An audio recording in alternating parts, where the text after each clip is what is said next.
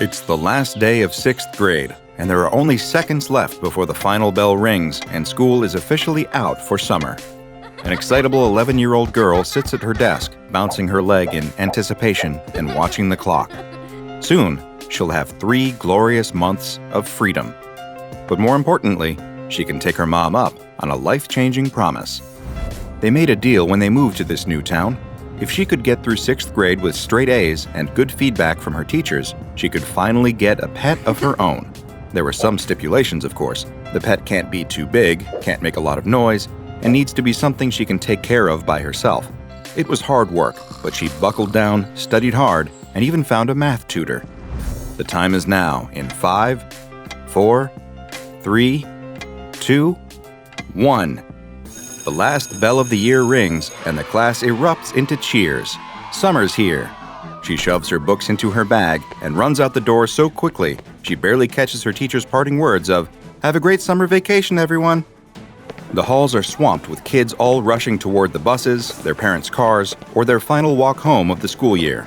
She's right there with them, the promise of the day putting an extra spring in her step. Many of the faces in the hall are still unfamiliar. After a year of being the new kid in town, she hasn't made many friends, but none of that matters now.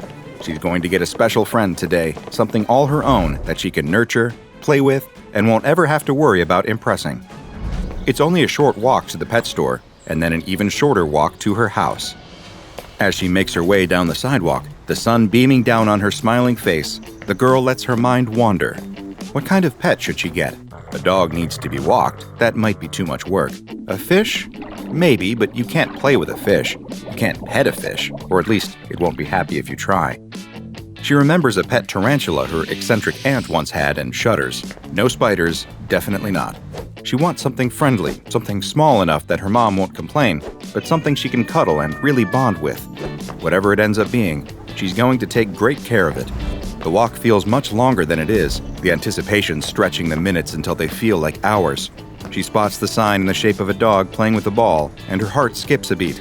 She's reached the pet store.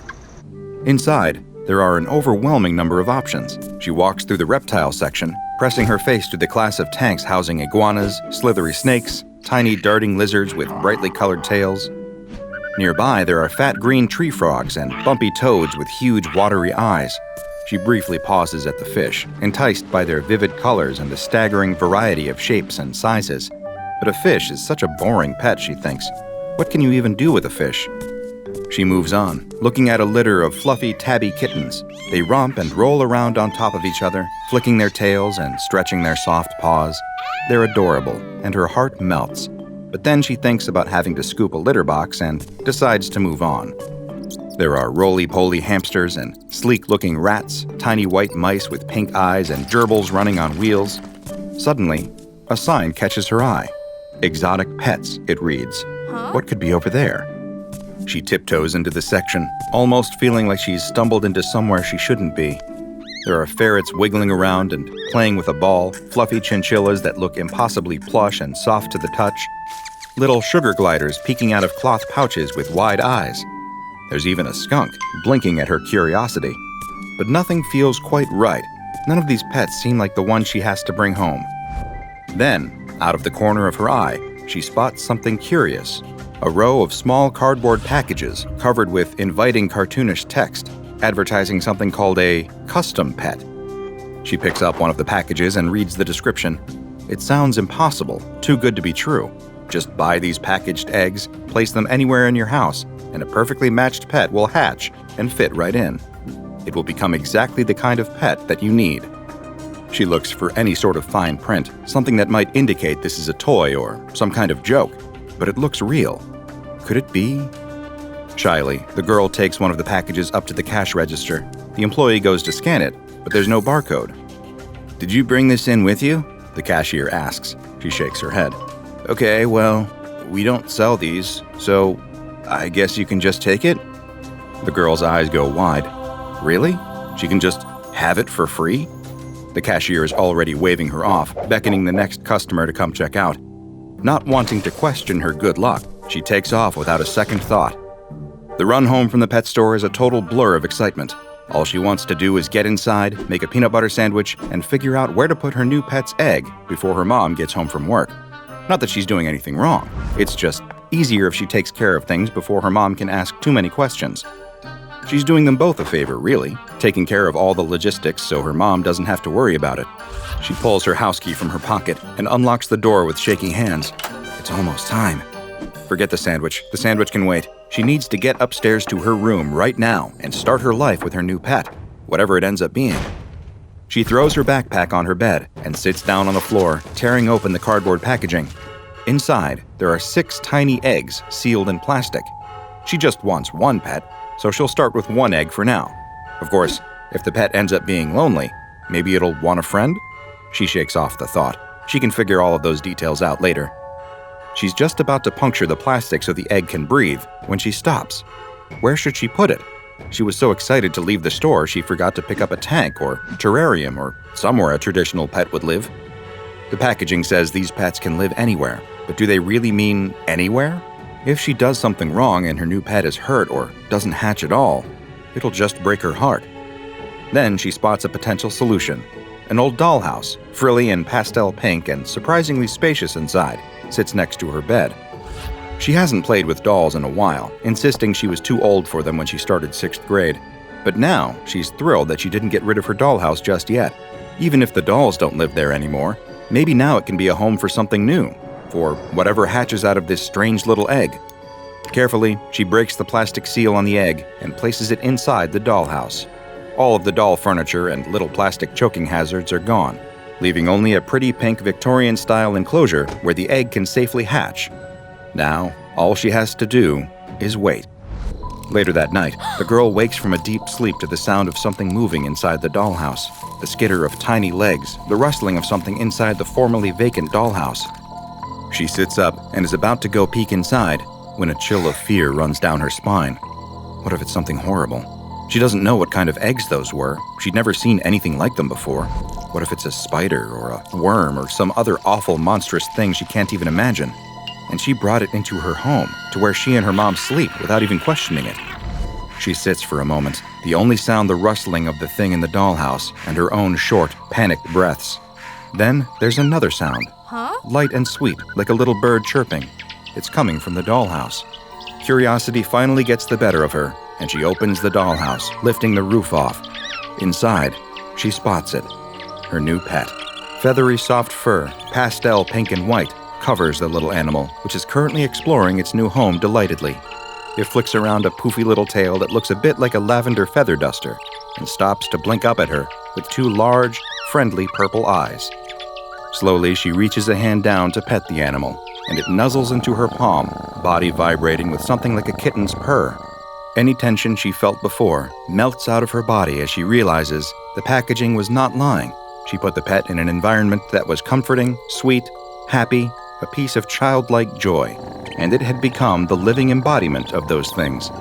For a brief moment, she wonders how she'll explain this new addition to the household, what she'll need to feed it, and what her mom will say.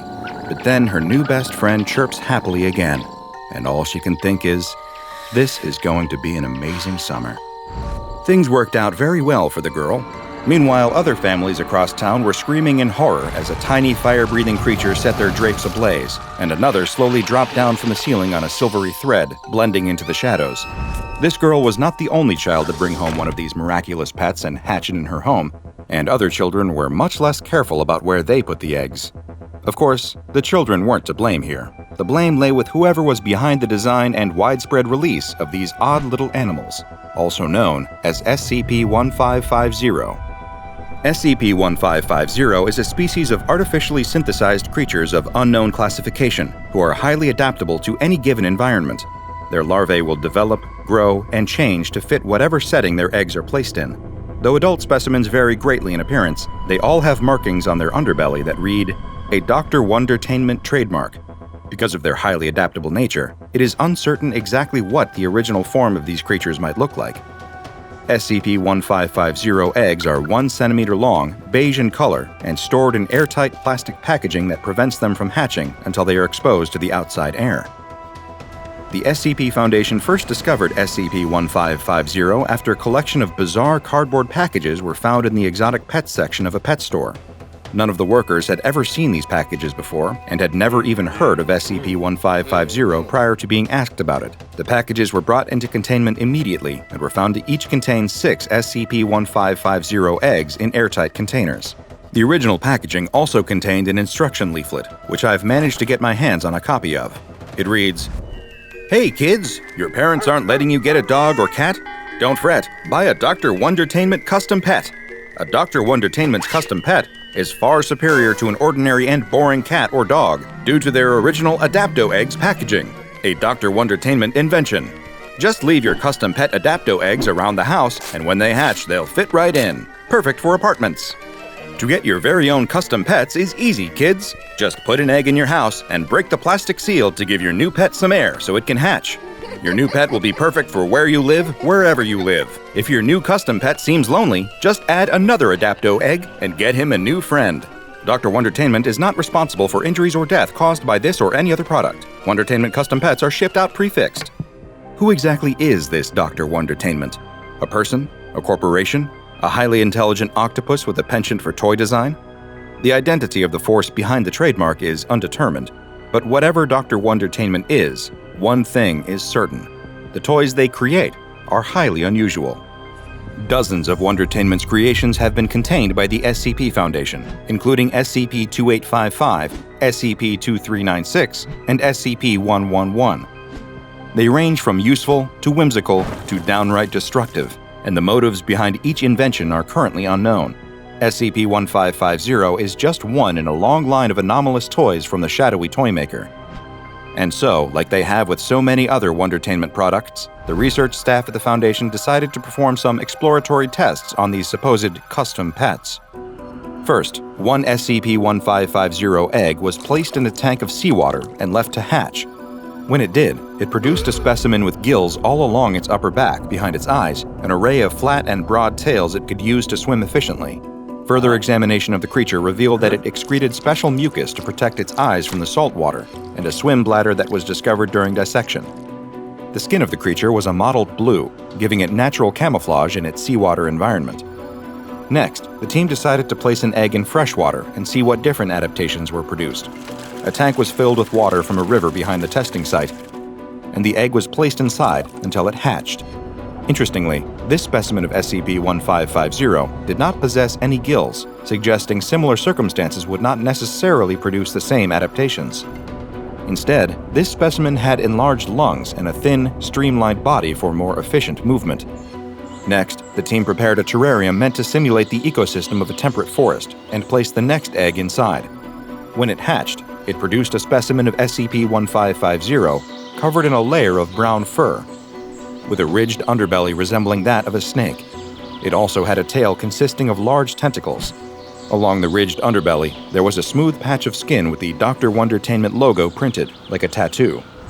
The team prepared a different terrarium that simulated a desert ecosystem and allowed an egg to hatch inside.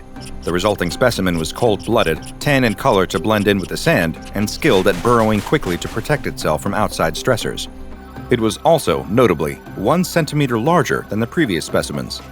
The final terrarium was made to simulate the environment of an average urban apartment. The egg that hatched inside produced a creature with leathery skin and eyes placed similarly to those of a chameleon. The demeanor of the specimen was noticeably friendlier than its predecessors, and it acted more like a domesticated house pet than a wild animal. Its most impressive adaptation was its method of eating. Behind the specimen's jaw, there were strands of baleen like those found in whales, which allowed the creature to filter feed on dust and crumbs from the terrarium floor. After these experiments proved successful, the research team decided to test the eggs in more extreme environments. One egg was placed in a vat of molten iron. It promptly burst into flames and was completely destroyed. The head researcher responded, "Well, what did you expect to happen?" Which seems like a fair point. The next egg was placed inside a vacuum chamber, which was then depressurized. The egg promptly exploded, covering the inside of the chamber in an unidentifiable slime. These 2 less than successful experiments led the research team to the conclusion that SCP-1550 eggs cannot survive in conditions that would be uninhabitable for any other animal. There are limits to the creature's adaptability. But what would happen to an egg placed in a hostile environment filled with something recognizable? A vacuum chamber was filled with seawater, and an egg was placed inside. The chamber was then pressurized to 15,750 psi. This time, the egg was not destroyed, but instead was able to successfully hatch. The resulting SCP-1550 specimen bore a heavy resemblance to several deep-sea creatures, most notably the anglerfish. Like the anglerfish, the creature had a bioluminescent lure dangling from its forehead. It also had gills, dark gray-blue skin, flat and webbed fins, and enlarged eyes twice the size of those found on other specimens. Its teeth were sharp and ridged, similar to those of a shark. The head researcher made a note on this portion of the experiment log, asking, just what kind of child Dr. Wondertainment is trying to sell these things to that they could live in conditions where a creature like that could be kept as a pet. All adult specimens of SCP-1550 are kept in a sealed 5 meter by 5 meter terrarium, which simulates desert conditions. This terrarium is monitored via electronic surveillance, and each of the specimens is implanted with a tracking device. If one or more of the specimens escapes, the area is locked down until all of the creatures have been captured and placed back in their terrarium.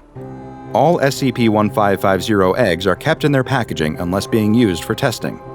As the Foundation does not want the population of adult specimens to exceed 20 at any given time, excess specimens are terminated.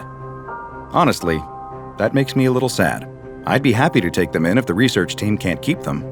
But I digress. Having a pet is a big responsibility, and some people just can't handle the risks and rewards that come with caring for an animal, especially one that can become an accidental weapon if you're not careful.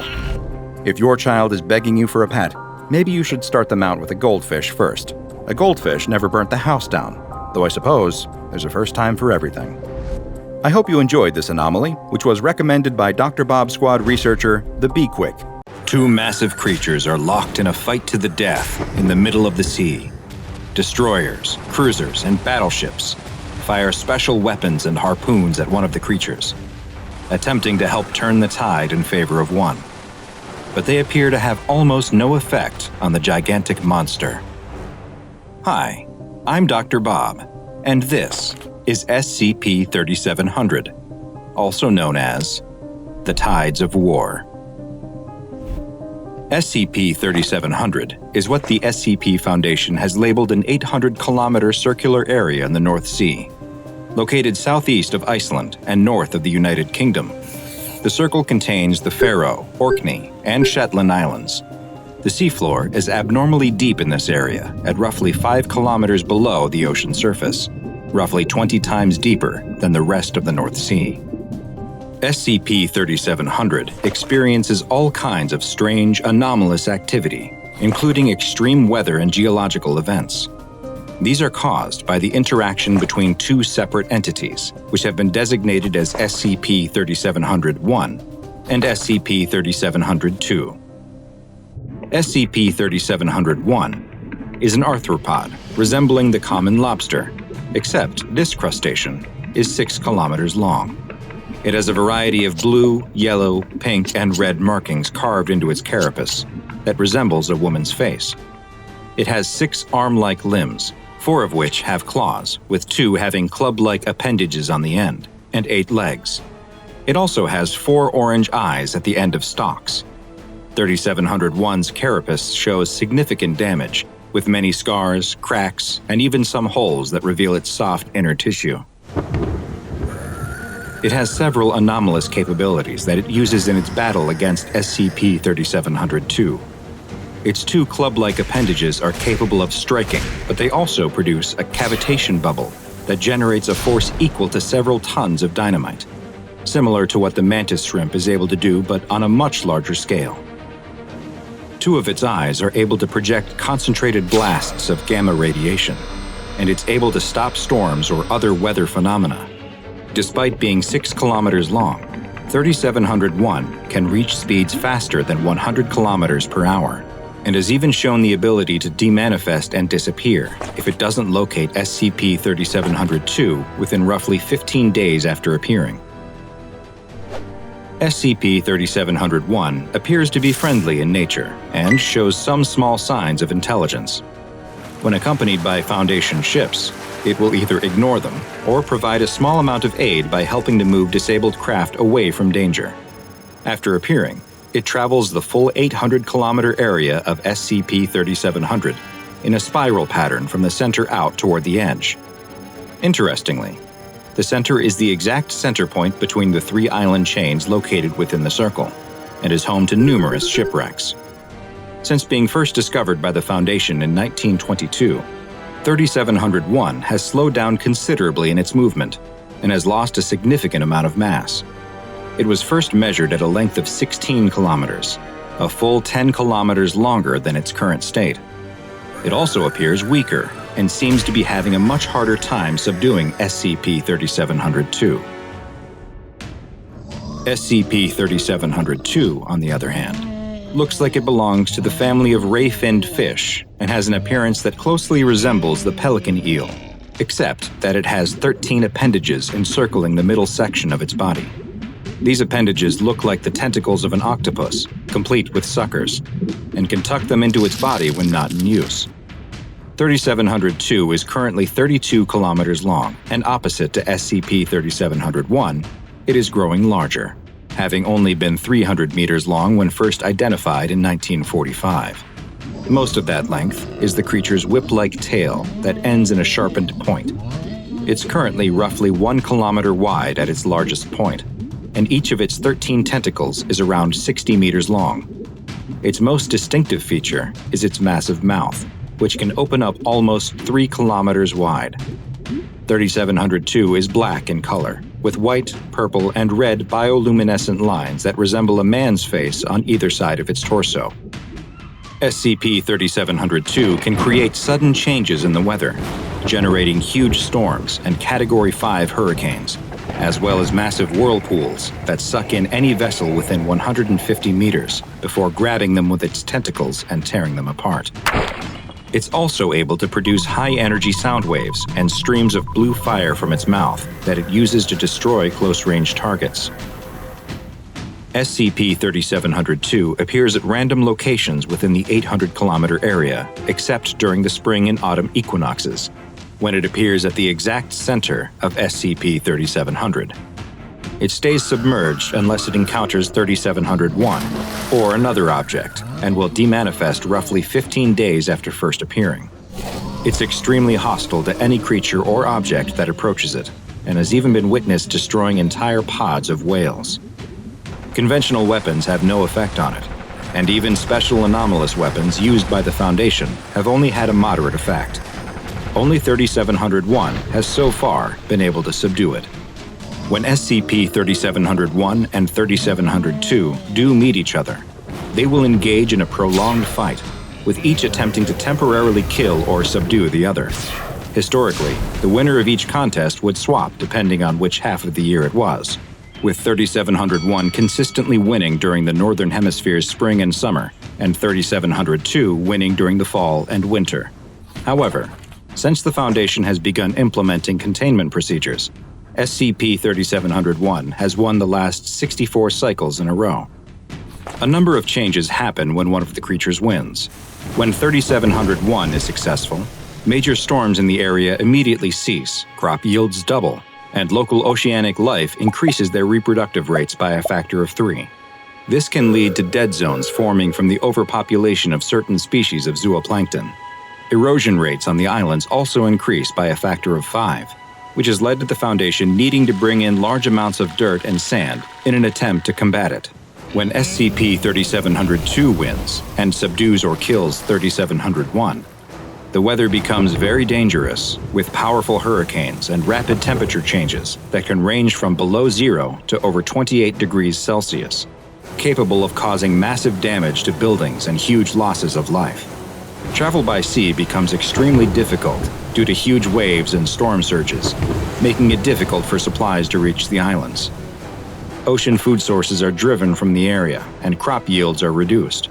Following its victory, 3702 does not demanifest, and instead continues to patrol the area and attack vessels, and will even approach the islands themselves. Foundation Naval Task Force Delta 7, nicknamed Northern Storm, is tasked with locating and assisting SCP-3701 in its struggle against 3702. Purchased from the United States military, It consists of 13 destroyers, 5 cruisers, and 15 smaller support craft. When Delta-7 locates SCP-3701, it will often acknowledge their presence by raising 2 of its claws into the air and clicking them while making a low, rumbling noise with its mouth.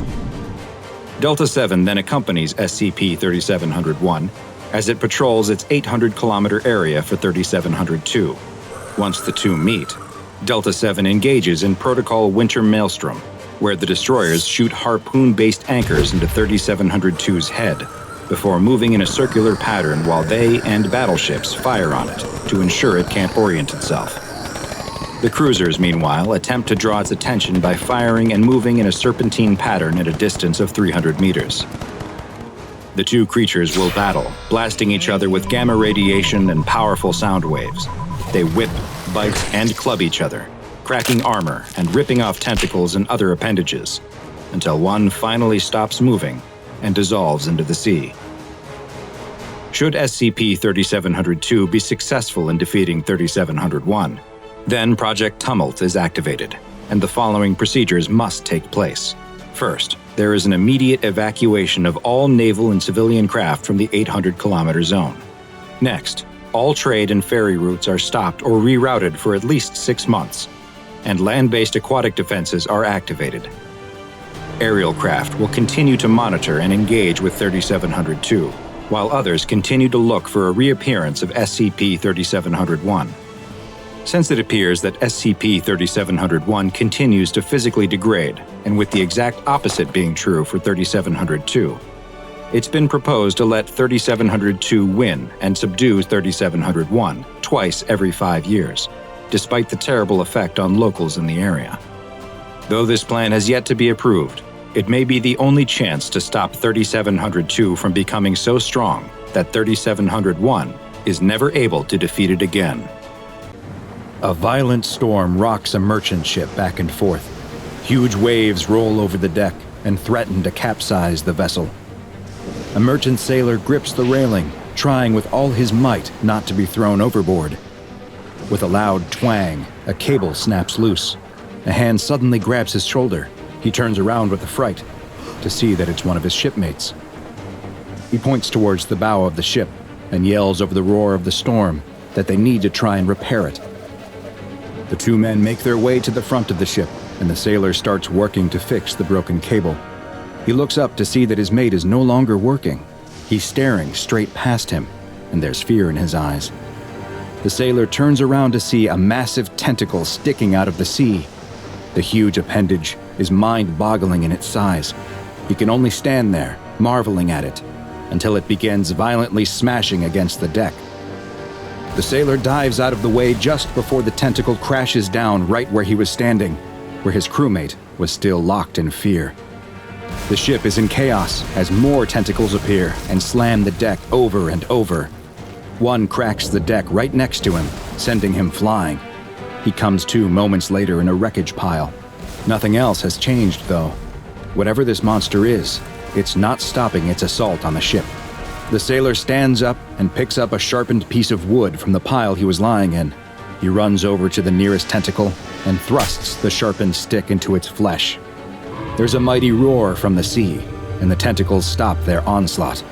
They go limp before sliding into the sea. The sailor looks around at the carnage that's been wrought. Dead bodies and debris litter the deck. He moves to check on his crewmates, when right in front of him, bursting from the sea, is the head of the biggest squid he has ever seen. A massive beast that must be 1,000 meters long. Whatever he had seen before of this creature was truly just the tip of the iceberg. With another roar, the creature lifts up out of the water and wraps its arms around the ship. The sailor only has time to duck down and close his eyes before the entire ship is pulled down beneath the waves. With a gasp, the sailor breaks the surface, screaming and gulping for air.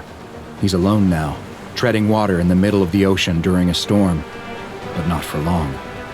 The squid reappears, its head slowly rising out of the water just in front of him.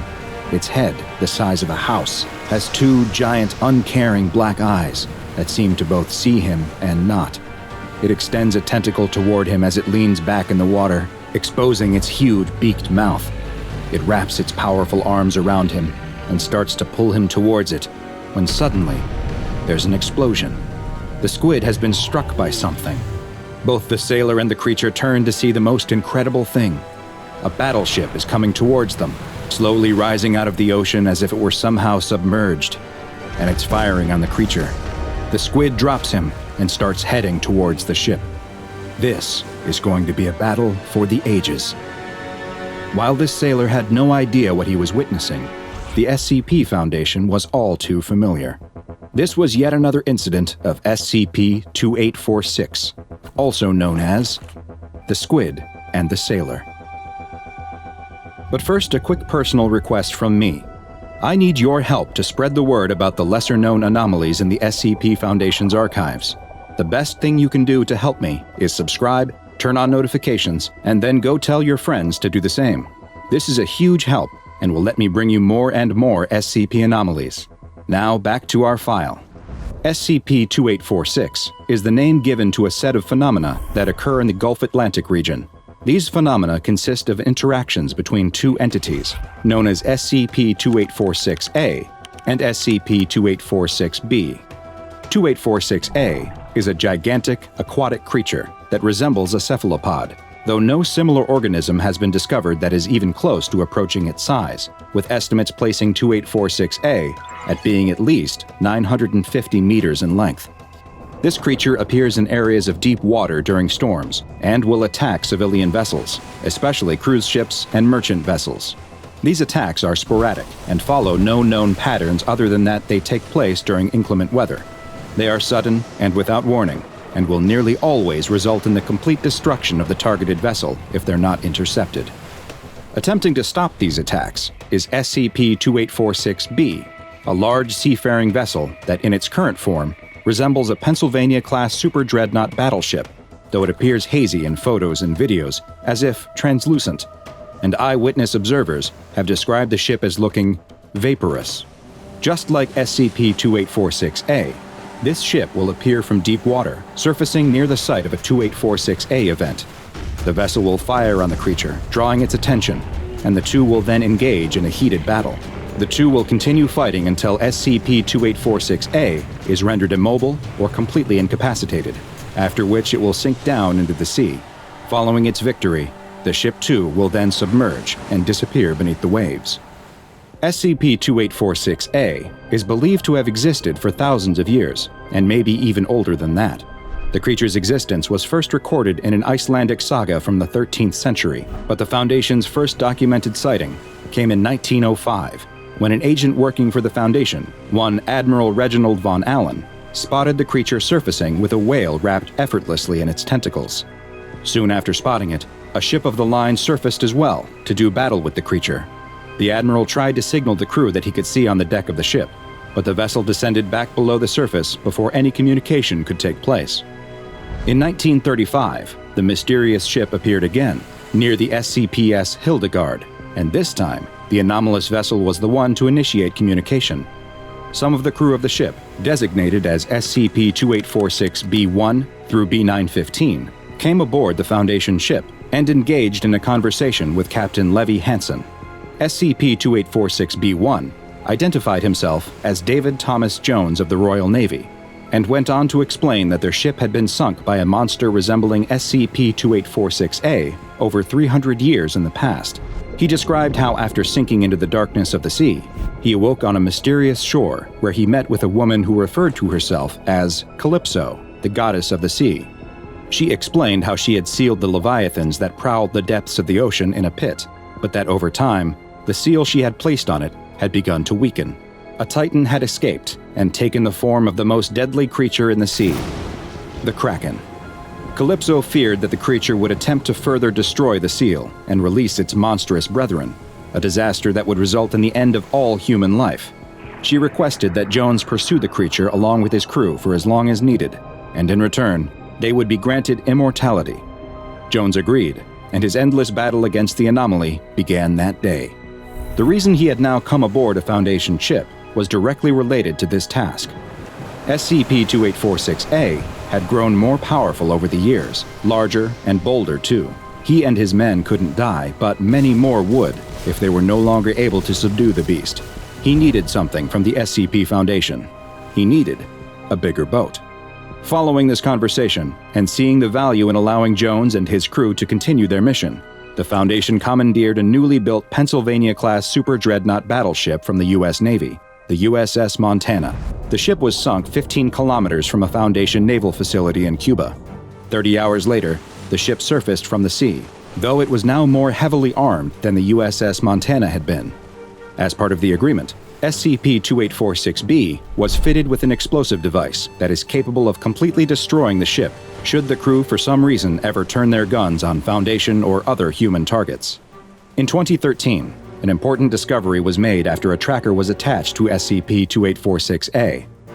Deep in the Atlantic, roughly 1,300 nautical miles west of Florida, a depression in the ocean floor with a large iron object on top of it was found. 2846 seems to return to this site over and over, where it has been observed clearing the rocks from the area. And it appears that it is almost finished with its task.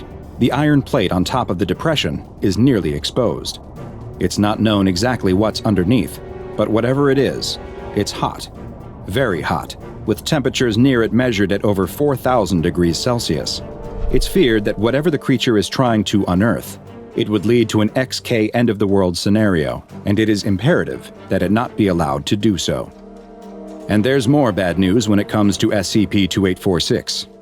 In 2014, the Foundation ship SCP-Pristine was pursuing a large underwater organism assumed to be SCP-2846-A, and signaled to 2846-B to surface and dispatch the creature in what had become the normal operating procedure. Something strange happened, though, and the Pristine was suddenly struck by a mysterious force. As SCP-2846-B began to engage with the now surfaced 2846-A, the crew of the Pristine reported seeing numerous eyes appearing and disappearing in the water below the ship. They had never seen anything like it. The ship was struck again as satellite images spotted an enormous entity directly beneath the ship. The Pristine began taking on water, and the crew was forced to abandon ship.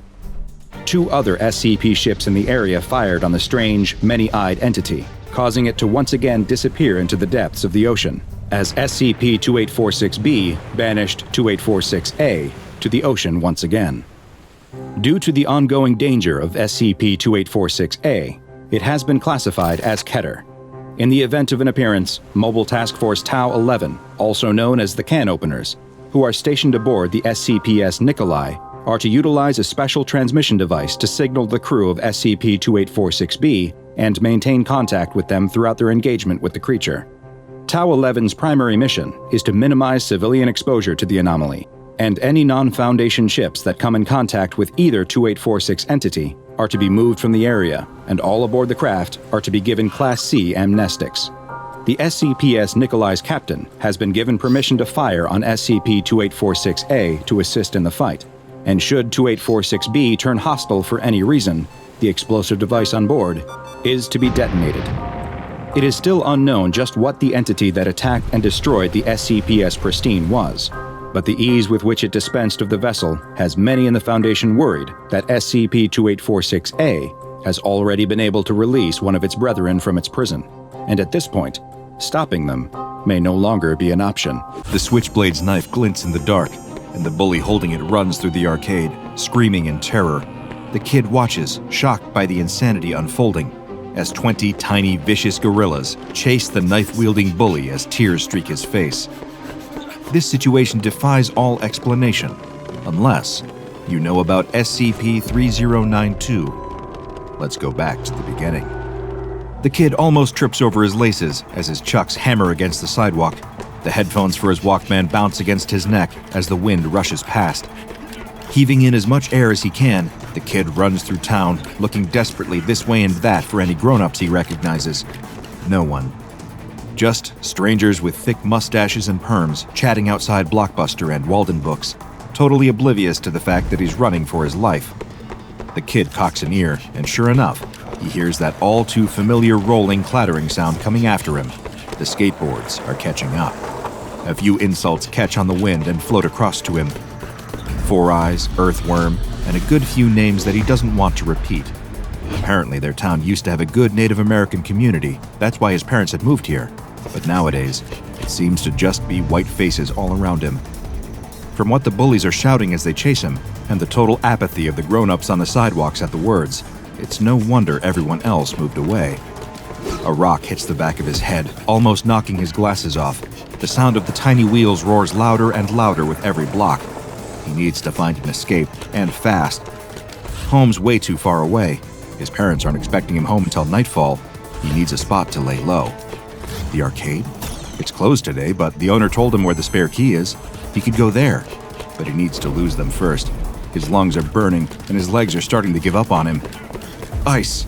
The kid sees it too late and steps straight onto a patch of it. His Converse slides out from under him and flings his limbs this way and that, trying desperately to stay on his feet as he skids across the ice. His momentum throws him forward, and he sticks out another foot, catching himself back on the sidewalk. Perfect. He turns just in time to see the 4 bullies on their skateboards hitting the patch and going flying. They land in a heap together, groaning and scuffling, trying to get back up. Now's his chance. The kid shoots off down an alleyway, loops back around the block, turns up a side street, and arrives at the arcade without having looked back once. He snatches the key from under the gutter and looks around the quiet street. Nobody there, thank goodness. He darts through the door and locks it behind him with trembling fingers. Tears flood his eyes as he lets his forehead rest against the door. Every damn day, it's more of the same. Why can't he just have some peace? Why can't he just be normal? The kid stands there crying for a long time. He can't tell his parents what's going on. They've got enough of their own problems. He tried to tell his teachers, but at lunch, he overheard them laughing and joking about it all between themselves. It just sometimes feels like no one's on his side. The kid takes a deep breath and rubs the moisture out of his eyes. That's enough. If he keeps thinking about it all day, it's only going to feel worse. He's on his own now. He's safe. What he needs to do is just enjoy the little bit of peace he has now before it all starts again. And what better place to be laying low than the arcade? He hits the lights. Pinball, claw machines, and arcade cabinets all light up and start playing over one another. Air hockey, basketball hoops, and foosball all beep at him invitingly. He can't help but let a smile spread across his face. He walks across the carpet looking this way and that at Frogger, Pac-Man, Galaga, Donkey Kong. So many choices, so many choices. He hops on the counter and hits the side of the cash register. It pops open, revealing trays stacked full of quarters.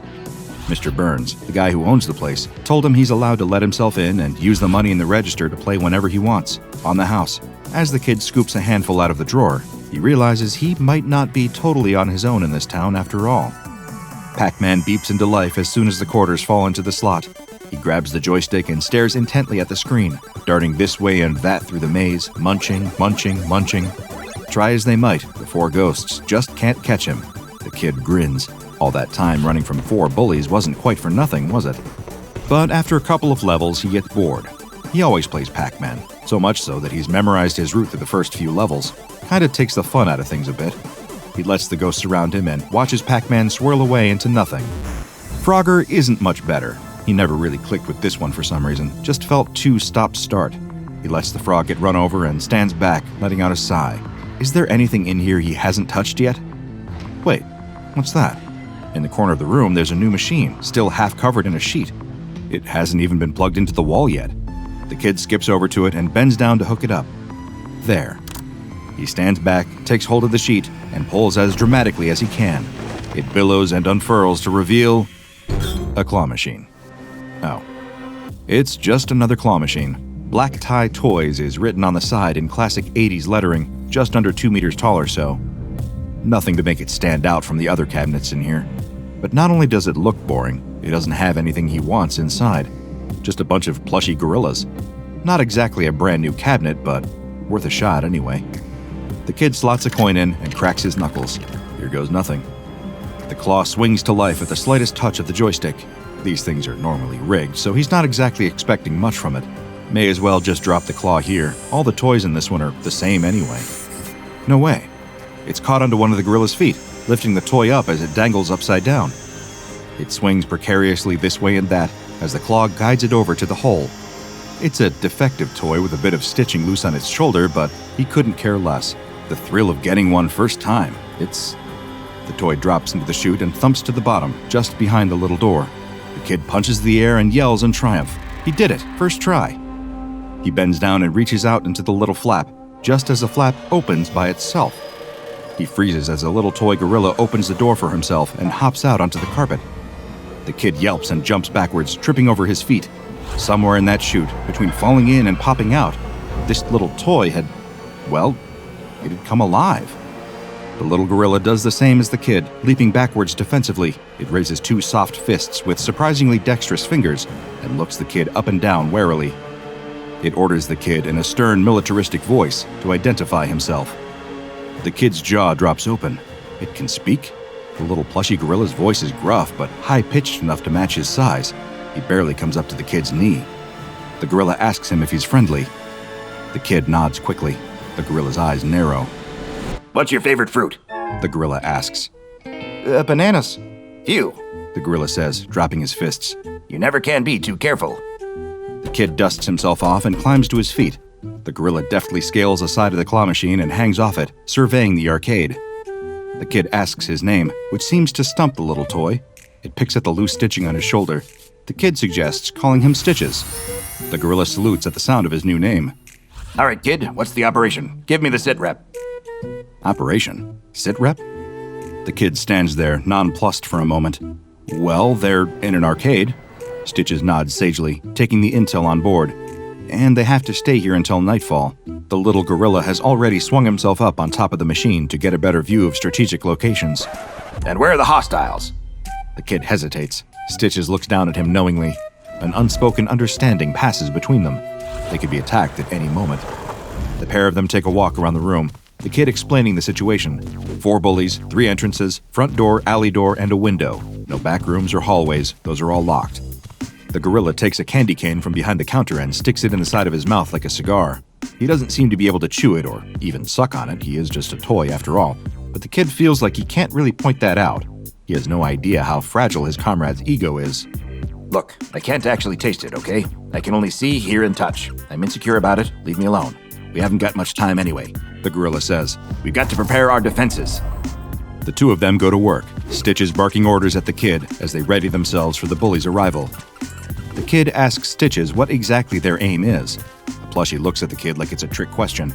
Total domination, absolute victory, annihilation, a butchering.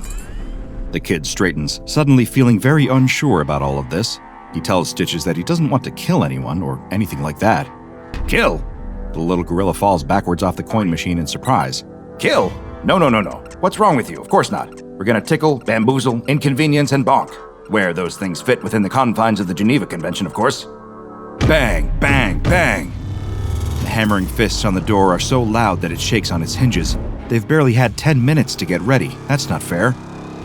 The kid can see the shadows of feet blocking the streetlight. His knees go weak almost straight away at the sound of their cat calling through the cracks. They've found him. He could make a break for the alley door. If he's quiet enough, he could... But it's too late. As he looks at the fire escape, he can see another pair of legs blocking his exit. No point jumping out of the window. They'd see him straight away and have him blocked off from both sides. He looks down at his squishy little companion. They have no choice. It's time for guerrilla warfare. The front door crashes open, splinters of wood flying everywhere, and 3 of the bullies storm in. Front and center is their ringleader, dressed in all-black skater clothes with a constant sneer on his face. He must easily be a good foot taller than the kid, but even he looks small standing in between the twins. Hulking, egg-shaped boys with no hair on their heads or glints in their eyes. The banging noise behind the kid tells him that the 4th bully is trying to kick his way through the alley door. They don't have time to deal with that now. The twins are storming over to him like a pair of freight trains. His legs are really shaking now. He needs to move, but Stitches is gone. That loyal gorilla had been at his side just a moment ago, but as soon as trouble arrived, he disappeared, just like they always do. The twins are nearly upon him now. The kid doesn't have a choice. He takes a deep breath and closes his eyes, ready for a beating. Yeah! The primal scream fills the arcade. Out of the rafters, a tiny toy gorilla swings down on a loose cable, heading straight for the twins' faces. Their round faces barely have time to go from angry to confused before the cuddly toy is on top of them, pummeling them with its soft fists. Turns out those fists aren't worth much in a fight. Twin 1 pulls the ape off his face and holds it at arm's length. Two of them stare at Stitches, who's swinging his fists wildly through thin air. Apparently lacking the brainpower to be stunned that an inanimate cuddly toy has gained sentience, Twin 1 tosses Stitches over the arcade cabinets, and the pair of them continue their advance. Except the distraction worked just long enough. The kid grins and runs around the cotton candy machine, which by now is rumbling and banging, letting out a thin plume of smoke. His smile falters as they close in on him. Any second now. But the twins are closing in on him, thick arms outstretched to grab him when... bang! The cotton candy machine explodes. Hot, sugary webbing bursts out in all directions, wrapping around the bullies and missing the top of the kid's ducking head by less than an inch. He can't believe that actually worked. Taking a step back to survey the damage, he looks down at the enormous twins, bound up in cotton candy and arguing with each other. The alley door crashes open, and the fourth bully rushes in. He's skinny, with tattoos all down both his arms. Looking at him now up close, the kid reckons he must be a good 10 years older than the other bullies. Why he's still hanging out with high school kids is anyone's guess. The kid gulps. He's only got one more trick up his sleeve, but 2 bullies left to go. The ringleader's disappeared somewhere. He can't worry about that now, though. He just has to focus on the old one. The man is leering at him from the back of the arcade. He reaches round to his back pocket and pulls out something small and shiny. Flicking open the knife blade, he spins the blade around between his fingers and winks at the kid. He feels all the blood leave his face. This isn't a game anymore. He needs to get out of here. The kid makes a break for it, running towards the open front doors, but in a flash, the old bully is in front of him, playing with the knife and smiling that same sinister smile. He tries to run back the other way, to the alley door, but the bully is blocking him again, before he can even take a few steps. How is he that fast? Be calm, think. The kid reaches into his pocket. Here goes nothing. He turns to run back to the front doors, but this time throws the pinballs all across the carpet. For a second, it looks like it hasn't worked. The old bully steps in the gaps between the pinballs. He looks down to see them all there scattered around in front of him, but too late. His foot is already landing on about 5 metal balls that all shoot out from under him. He goes flying, crashing right into a Galaga machine head first. His leg twitches a couple times, and he goes still. The knife flies out of his hand, arcing through the air, spinning round and round and round, before landing with a gentle thud on the soft carpet. A sneaker treads onto the handle, a sneaker attached to a hairy leg sticking out of a pair of cord pants. The ringleader bends over to pick up the blade, flicks it open, and holds it against the neck of the little gorilla clutched in his arms. It would almost look funny, the bully threatening a cuddly toy, if the toy wasn't writhing around in fear. The kid cries out in panic for the knife-wielding bully to put his plush gorilla friend down. He's got nothing left, no more tricks up his sleeve. It's over. The bully just grins maniacally at him and pushes the knife harder against the squishy neck. He's got stitches by the shoulder of his arm, just above where the stitching is coming loose. The bully's back is to the cash register. On the wall behind him, dozens of giant cuddly prizes hang lifeless. The bully hisses that the kid is gonna pay for making them run all over town. The kid nods his head. He will, he promises. They can beat him up or whatever they like, just don't hurt Stitches. The bully laughs at the gorilla's name. You gave him a name? You're such a loser. Couldn't come up with anything better than Stitches. What does that name even mean? Let me show ya, the gorilla yells. Twisting away from the blade, he reaches into the gap in his shoulder, crying out in pain, and pulls out handfuls of stuffing, throwing them up into the bully's face. It doesn't do much, but it's enough to distract him. The kid seizes his chance, dashing forward and shoving the bully square in the chest, knocking him backwards and freeing Stitches. The little gorilla runs off to safety straight away. The kid can hardly believe what he's seeing. The bully is getting to his feet now, knife still in hand, snarling, but almost immediately, his snarling is drowned out by the sound of a shrieking primate, then another one. Both kid and bully wheel round to see Stitches swinging across the wall of stuffed toys, giving them high fives. As soon as he touches each of them, they transform, falling and turning into crazed gorillas, all of them rushing straight at the bully. His eyes widen in terror. He turns on his heel and runs out through the open doors, pursued by a small army. He lashes out wildly as he goes, striking one of the gorillas down. Stitches and the kid chase him to the doorway and watch as the little toy gorillas chase the bully off into the night, swinging on lampposts and leaping over cars. Good thing he ran. Stitches climbs up onto the kid's shoulder, popping his candy cane cigar back into his mouth. Our fists are about as hard as Hello Kitty's. Let's see how long it takes him to figure that one out. A whimper behind them sobers the moment. Turning around, They see the body of the gorilla toy that the bully punched as he left. It lies slumped on a pinball machine, stuffing bursting from its chest. Plumes of cotton cover the glass. Stitches buries his head in the kid's neck, sickened and devastated by the casualty. The dying gorilla looks at him with beady little eyes. It raises a dramatic hand towards him, breathing in shaky gasps. Mr. Stitches, I don't feel so good. Like a community theater actor doing Shakespeare, the little toy dies a dramatic death. Throwing his head back, he takes one desperate gasping breath and falls still. The kid stands there in shock, except the little gorilla does seem to be breathing, very lightly, as if pretending he's dead. The kid sidles up to the cabinet and pokes him. "Hello?" He pokes the gorilla again. It opens one eye and looks at him, annoyed. I'm out of the game. Leave me alone. Stitches hits the kid on the side of the head. Hey, let him be out of the game in peace. Show some respect. Sorry. The kid clasps his hands together in humility and stands by the pretend dying gorilla. Stitches salutes. Until they get bored and go off to play a game of Galaga. A teenaged boy and girl are sitting on surfboards, gently bobbing up and down in the calm ocean water. This surfing trip didn't turn out nearly as exciting as they had hoped it would. So with no waves in sight and the pair growing bored, they decide to head back to shore. Just as they're about to start paddling back, though, the girl gives one last look and spots the water swelling in the distance. She calls out for her friend to stop. It's just what they've been waiting for. Waves are coming in, and big ones too. They can see that they're going to break at the perfect time. Maybe this trip will turn out to be a good one after all. The boy tells the girl that she can have the first one, and she starts paddling to catch it. She pops up on her board just as the wave breaks, riding it expertly towards the shore, as the boy does the same on his own behind her. They have a great time, riding wave after wave, each one coming in bigger and stronger than the last. The girl starts to worry, though, that they might be getting too big and fast. As the girl finishes surfing another perfect wave, she looks back at the boy just in time to see him wipe out on an especially tall one. He and his board are pulled beneath the water, and both disappear under the breaking wave. She hops off her own board and stands in the waist-deep water, watching for her friend to emerge. But he doesn't. She scans the horizon and calls out for him, but there's no sign of her friend. She's getting worried. He should have surfaced by now. She doesn't see any sign of him or his board. What's going on? Boo! The girl jumps with fright and turns around. The boy is standing behind her. But how did he get there? He tells her that the last wave was a crazy one that must have pulled him and his board under the water towards her. He's never experienced anything quite like it, but he's fine now. There's nothing to worry about.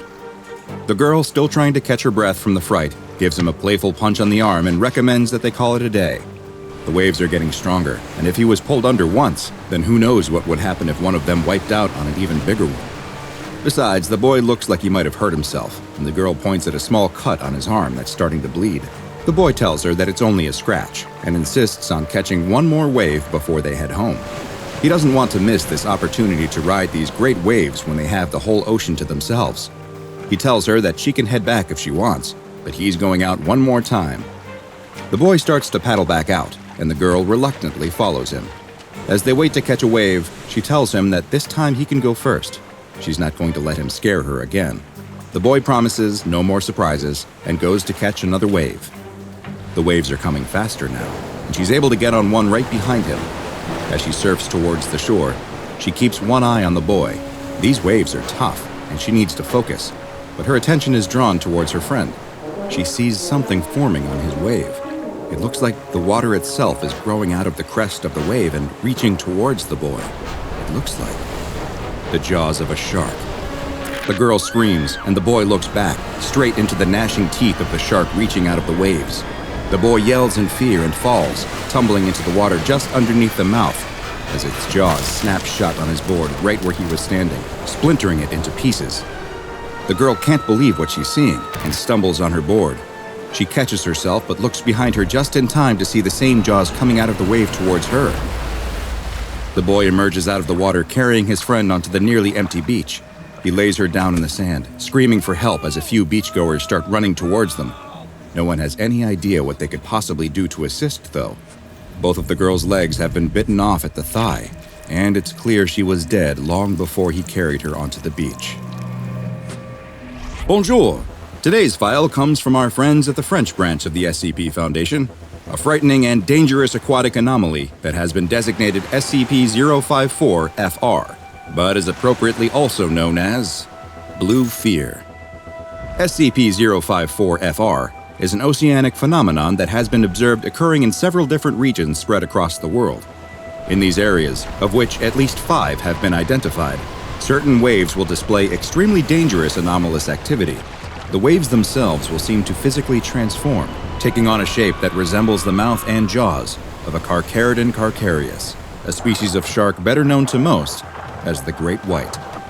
The giant shark mouth, which is full of row upon row of razor-sharp teeth, will often go unnoticed until it is too late for the unfortunate victim, with the roar of the powerful wave itself covering up much of the sound of the gnashing jaws as it attempts to bite the targeted individual. The SCP-054-FR phenomenon will only appear on waves in these areas that are at least 4 meters in height, but a maximum height on which the jaws will manifest has yet to be identified. Waves carrying the anomalous effect are changed in other ways too. Not only does a terrifying set of carnivorous jaws appear out of the water, but the wave will move faster as well, with SCP-054-FR waves having been measured at rolling 3 times the speed of normal, non-affected waves.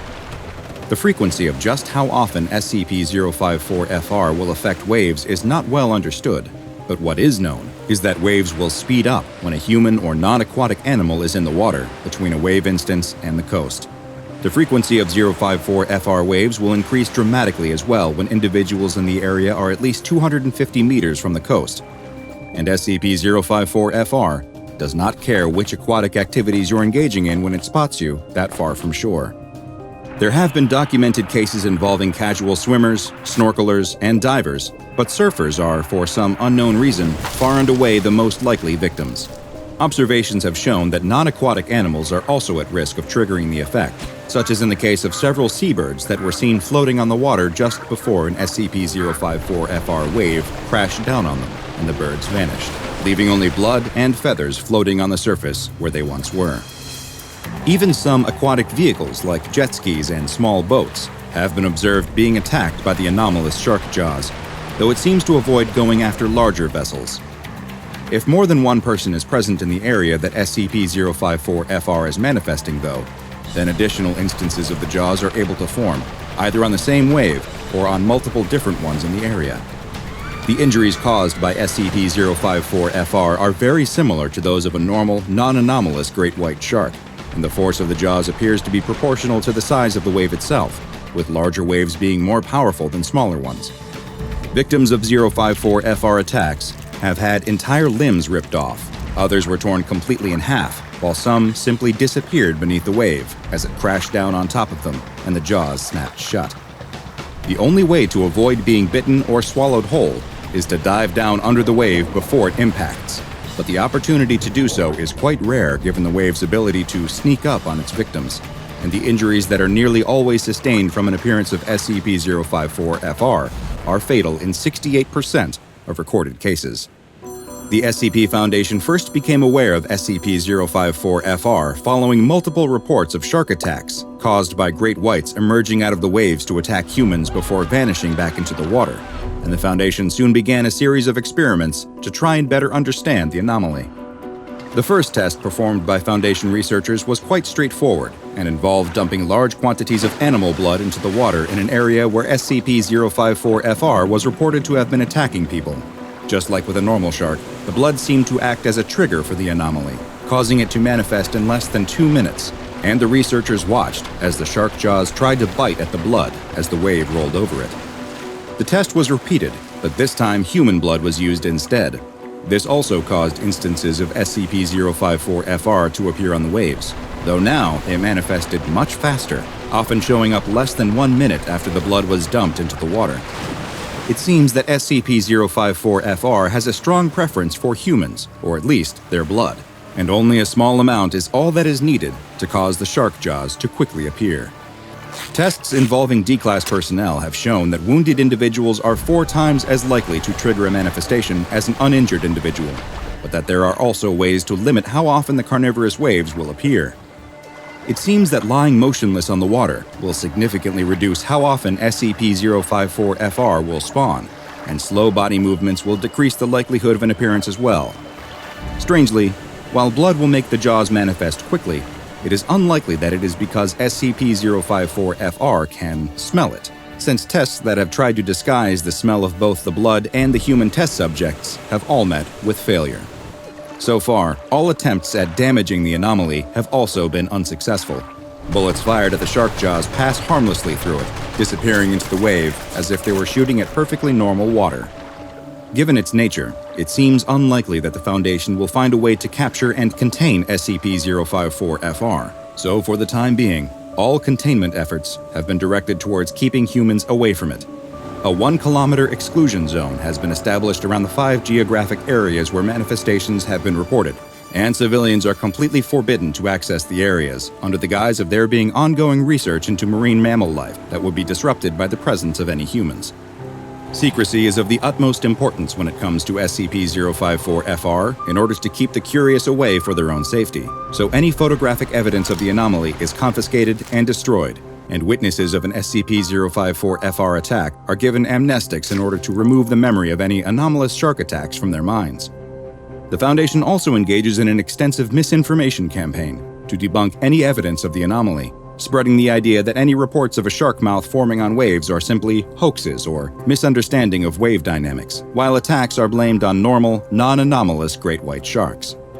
It is unknown if the 5 areas the Foundation has contained make up the entirety of the locations where SCP-054-FR can manifest, but Foundation agents continue to monitor reports of shark attacks around the world, and hopefully, they will find that they were the result of the regular oceanic superpredator, and not the kind that can manifest behind you when you least expect it. The researchers and guards scream in terror as the creatures run rampant through the factory. Nobody ever imagined they could be so dangerous, and all for a little live entertainment. The janitor rolls his mop cart down the hall of his brand new workplace. It's his first day on the job, and he would never let anyone hear him admit it, but he's a little bit nervous.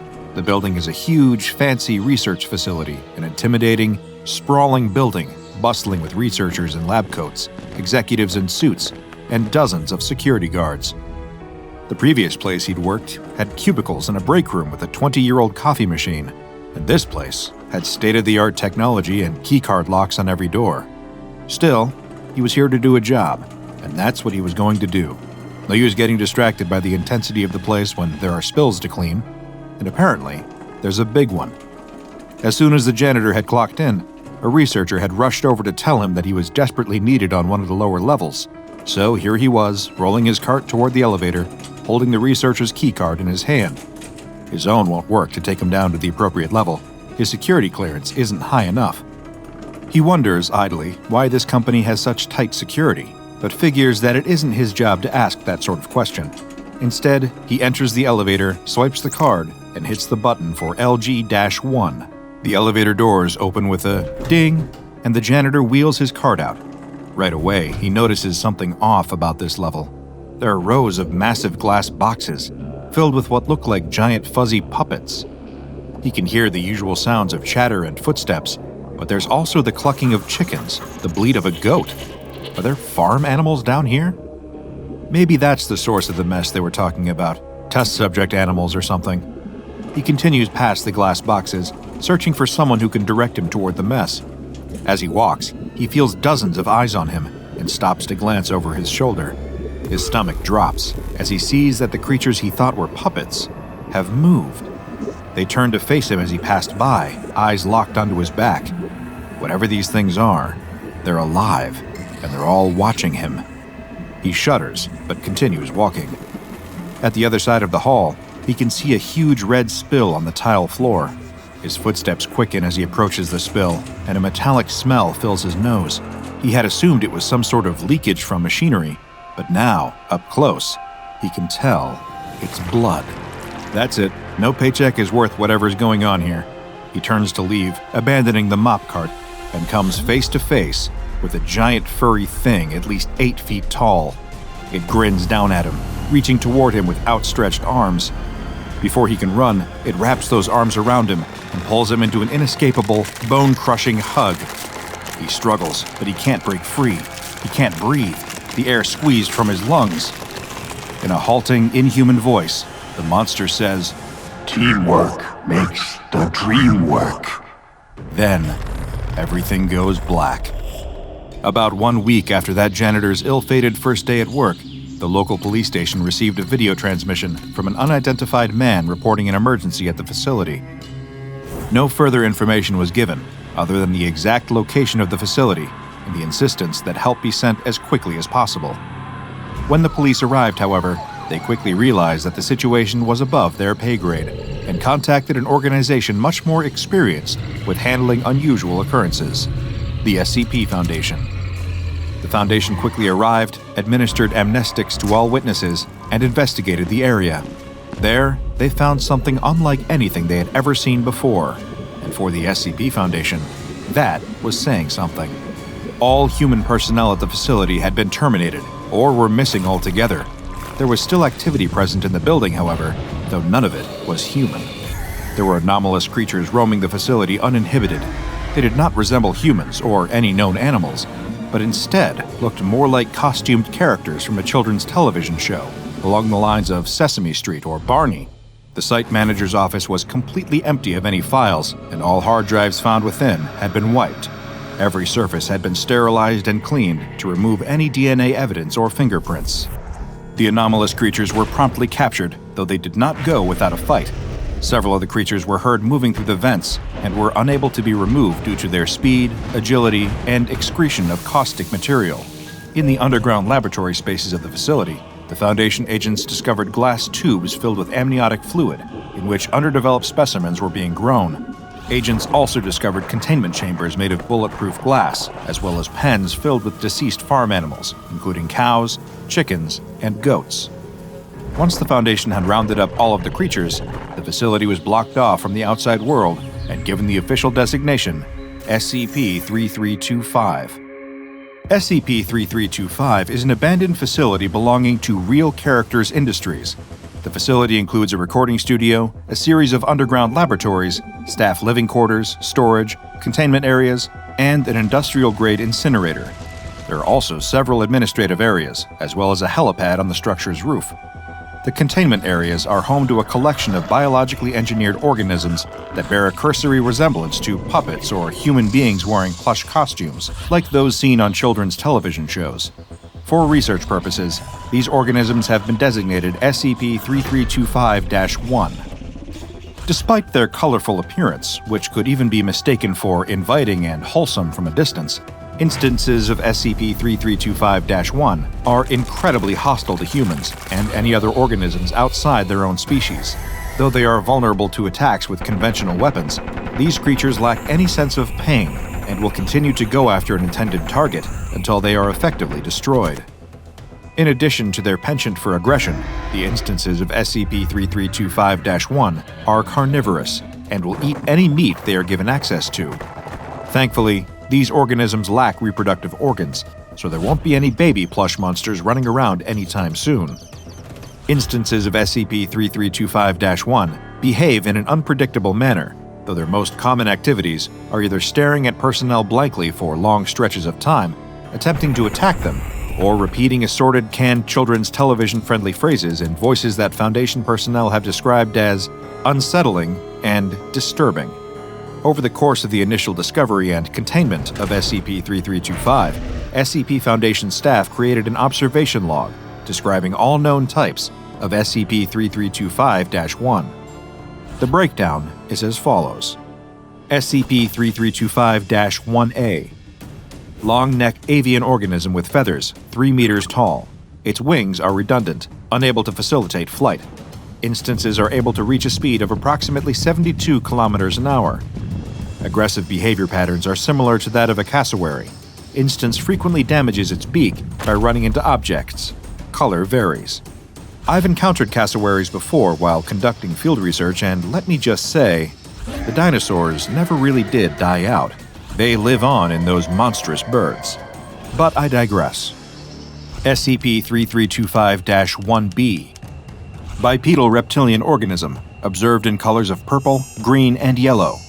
SCP-3325-1C. Bipedal organism covered in fur, 1 meter tall, able to sprint at speeds of around 60 kilometers an hour, observed to attack in packs. Upon acquiring a target, an instance will vocalize a random phrase, which elicits aggressive behavior in other nearby instances. Color varies. SCP-3325-1D. Unknown organism that hides in vents. Object is able to secrete and project a corrosive fluid.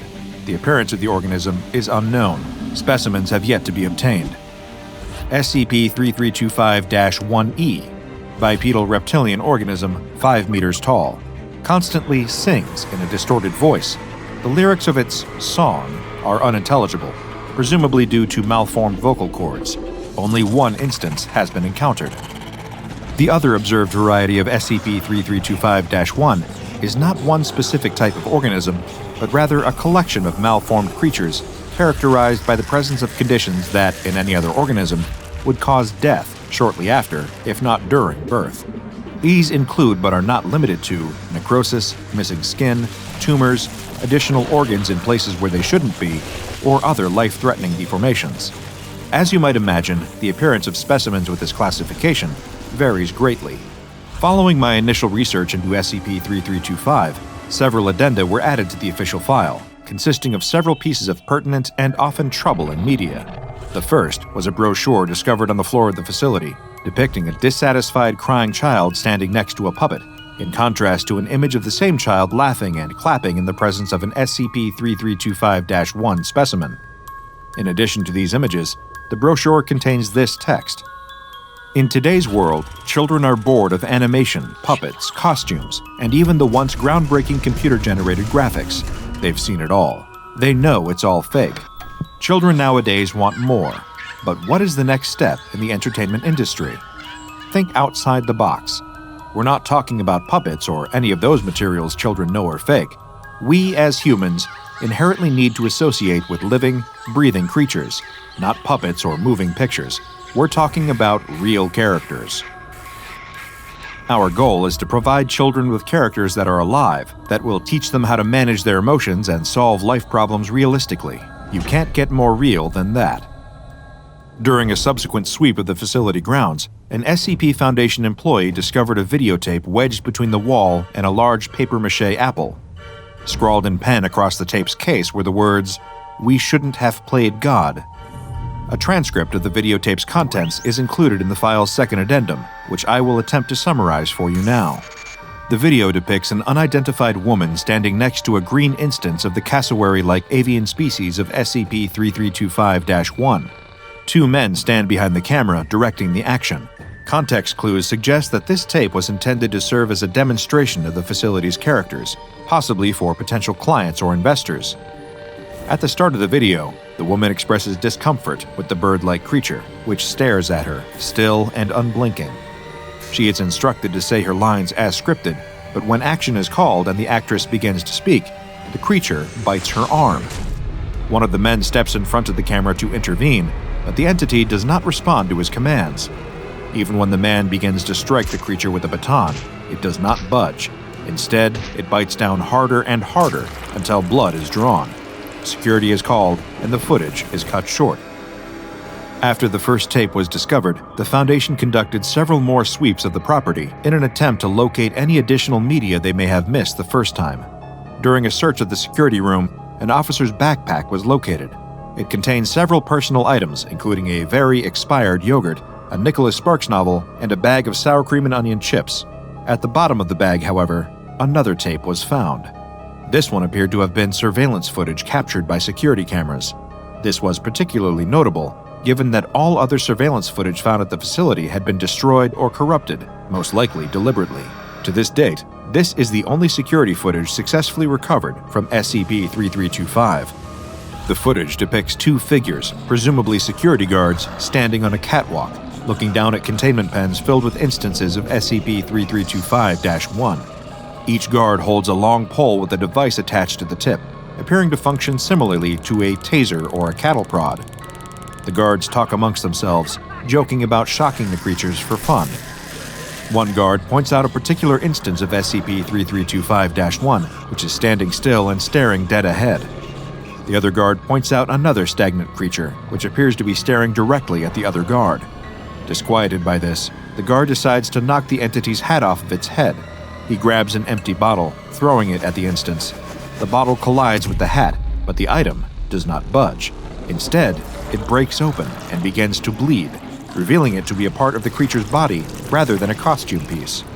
The two guards begin to panic at the sight of the security camera before asking Danny in the security room to take the tape. The second guard admonishes the first for his behavior, and the footage cuts.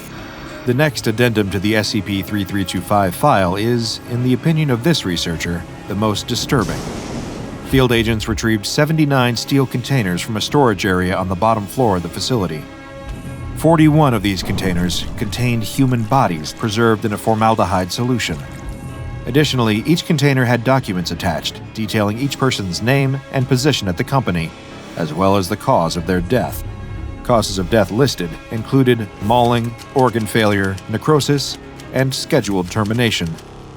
SCP-3325 is classified as Euclid. Currently, SCP-3325 is contained on-site, surrounded by a fence and guarded by no fewer than 4 security guards at any given time. Due to the isolated nature of the location, no further security measures have been deemed necessary. As for the specimens of SCP-3325-1, they are kept in large animal containment cells at a research sector whose precise designation has been redacted from official files. Each of these containment cells has an audio recording device inside. Each specimen is to be fed twice a day on a diet of raw meat, and no direct interaction between research staff and these specimens is permitted without first tranquilizing the entity. The effort to locate and contain all pieces of equipment associated with SCP-3325, as well as any documents pertaining to it, is an ongoing project. At this time, it's uncertain if any of us will ever know what Real Characters Industries was up to, and when it turned from an attempt to revolutionize the children's entertainment market to something far more sinister. What did the researchers discover that signed their eventual death warrants? Was the project truly abandoned, or just moved deeper underground, to a new facility staffed with fresh faces who won't ask too many questions? One thing is certain. Be wary of cuddly new characters that appear at theme parks, at birthday parties, and on-screen in the coming years. It's possible that these creatures are just actors in suits or life-size puppets, and all they want is a hug. But it's also possible that their wide, vacant eyes and friendly smiles hide an uncontrollable rage, an unpredictable intelligence, and a thirst for blood. The early morning sun rises, casting its radiance over the field. The shepherd stands guard, watching his sheep graze. It's a beautiful morning. The sheep are quiet, and his loyal dog is at his side. But the shepherd is perturbed. He is certain that there are sheep missing. He wanders through the field, counting the sheep off one by one, but no matter how many times he counts, he simply cannot make the numbers gel. There are definitely 5 sheep missing. How is this even possible? His family has been in the sheep herding business for generations. They survive on the money that they make from shearing, selling, and spinning the wool from these sheep. They can't afford to simply lose sheep. That's money directly from the family wallet, food directly off the family table. But even worse, it's a matter of pride. He likes to think of himself as a good shepherd who cares about his flock. Losing a single sheep is a failure of his responsibility to his charges, and he can't stand it. He knows that if he returns to the farm without those 5 missing sheep, he's going to be in big trouble. He's already thinking about the lecture he's going to get from his father, and that's if he's lucky. 1 missing sheep might be forgiven, but 5? He'll be lucky if his family doesn't throw him out of the house for his failure. It's imperative that he find them and bring them back. He pats the head of his trusty sheepdog. Every shepherd, of course, has a sheepdog to help them keep their flock safe.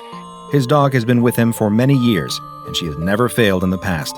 She keeps watch over the flock as if they were her own puppies, so the shepherd thinks it very strange that his dog didn't bark to sound the alarm when the missing sheep started to wander off. Could something more sinister be at play here? Maybe someone stole his sheep. If a thief came during the night to sneak away with the lost sheep, that might explain why they were able to get away without his dog knowing. They might have been clever enough to cause some kind of distraction to keep her busy. The shepherd notices that the fence at the edge of the field is broken. This must be how the missing sheep got away. He examines the splintered wood. It's not a natural break because the wood is sturdy and far from rotten. Someone, or something, must have broken the fence sometime last night. He clutches at his shepherd's crook, his brow set in determination. This isn't good. It's looking more and more likely that thieves are behind this disappearance. He needs to track them down, but you will have to be careful. Sheep thieves are usually desperate men, and they might resort to violence to protect their ill-gotten gains. A glint of sunlight flashes against something shiny caught on the fence, catching the shepherd's eye. He scoops it up and examines it closely. It looks like a scrap of fabric. Could it be that the thief snagged his clothes against the fence as he made his escape? The fabric is thin and brittle, and doesn't look like any sort of material that the shepherd has ever seen before. It more resembles a scrap of snakeskin than a scrap of shirt, but it's his only lead, so it'll have to do. He holds the scrap to his dog's nose and allows her to sniff it. She snuffles at it and then immediately raises her ears, alert. He commands her to follow the scent, and she obeys. She puts her nose to the ground and starts to track. He follows her. The dog leads him out of the field and across the way. He is surprised to see that she is leading him toward a nearby forest. He gulps in sudden fear. He's never been into these woods and, in fact, his family has often warned him to stay away. Everyone in his village loves to repeat rumors that this forest is haunted, filled with every sorts of scary monsters and demons. Why would the sheep thief brave these cursed woods? On the other hand, that would make sense though, wouldn't it? A thief would need a lair that was hidden and difficult to approach, so that they wouldn't have to worry about getting caught. These woods would be a perfect hiding place. Still, he can't help but wonder. His dog lifts her head and whines at him, indicating that he should follow.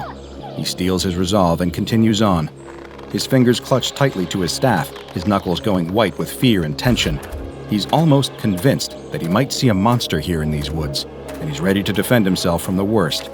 Eventually, his dog leads him into an unexpected clearing. The shepherd blinks in amazement. Standing at the center of the glen is what appears to be the remains of an ancient temple. He hasn't given much thought to the history of this place, to all the people who lived here in ancient times, and to what monuments they left behind. The crumbling ruins are overgrown with vines, and the columns look like they might disintegrate at a touch. He wonders what ancient civilization might have built this lost citadel, and what strange rites they might have performed here. But he doesn't have time to wonder about that, because his dog is barreling ahead, right through the ancient temple archway and into the interior of the building. He wants to turn and run. Everything that he's ever heard about these cursed woods makes him think that this is a very bad idea, but he knows he can't return home without those sheep. Just as he's about to enter the temple himself, he suddenly hears loud barking, followed by whining and whimpering. He rushes inside, and a terrifying sight meets his eyes. Indeed, it seems like his family was right when they said that these woods are full of monsters, because his dog has cornered one right here. The creature looks like an overgrown lizard with scaly skin and a long whip-like tail. Immediately, the shepherd surmises that the scrap of fabric that he found earlier didn't come from a person's clothes after all. It's obviously a piece of shed skin, no doubt from this creature. That long tail definitely looks especially snake-like, so it's no surprise to think that this thing might also shed skin just like a snake would. In the gloom of the temple, he can see his missing sheep standing in the corner, perfectly still and perfectly quiet. He's surprised to see that they're still alive. What kind of predator kidnaps its prey and then keeps it alive instead of devouring it instantly? It's also very odd that the sheep are being so still, but it's probably just that they're petrified with fear. The good news, though, is that if his sheep are alive, that means he can rescue them. The creature spreads a large frill around its neck as it hisses, apparently hoping to intimidate the shepherd's dog. The dog is not frightened, though, and only barks louder. She's bravely guarded the shepherd's flock for years, and she's never been one to back down from a fight, even when she's threatened by a bear or wolf. So of course, she's not going to back down from a lizard. The shepherd feels nervous being so close to this creature, simply because it's so strange. But the truth is that it doesn't look like it could do that much damage. That hissing feels like bluffing, because, realistically, what's it going to do? Bite? The shepherd is no expert, but he's never heard of a venomous lizard. He steps forward to get a better look, and the creature tenses. It's obviously nervous. It's not even that big. His dog is way bigger than this creature and shouldn't have any trouble taking it in a fight. He's seen his dog fight off rats bigger than this lizard. The creature spreads its frill again and hisses even more sharply, but that only makes the shepherd even more confident in his assessment. It's trying to look bigger than it really is, he realizes. It's trying to intimidate him. Well, that's not going to work. But then, to his astonishment, his dog stops. The dog and the creature stare at one another so intently that the shepherd thinks they are actually gazing into each other's eyes. After holding its gaze for a beat, the dog suddenly collapses. The shepherd yelps in fear and confusion. His first instinct is to run to his dog to see if she's hurt, but suddenly, the creature turns its gaze on him. He stands frozen. The creature's eyes almost seem to cast a spell on him, and he feels mesmerized, unable to move or even to think. All his thoughts drain away, and the whole world starts to fade. Nothing is real except those two malevolent red eyes. The shepherd is absolutely paralyzed. It's not just terror. He finds that he can't move a muscle.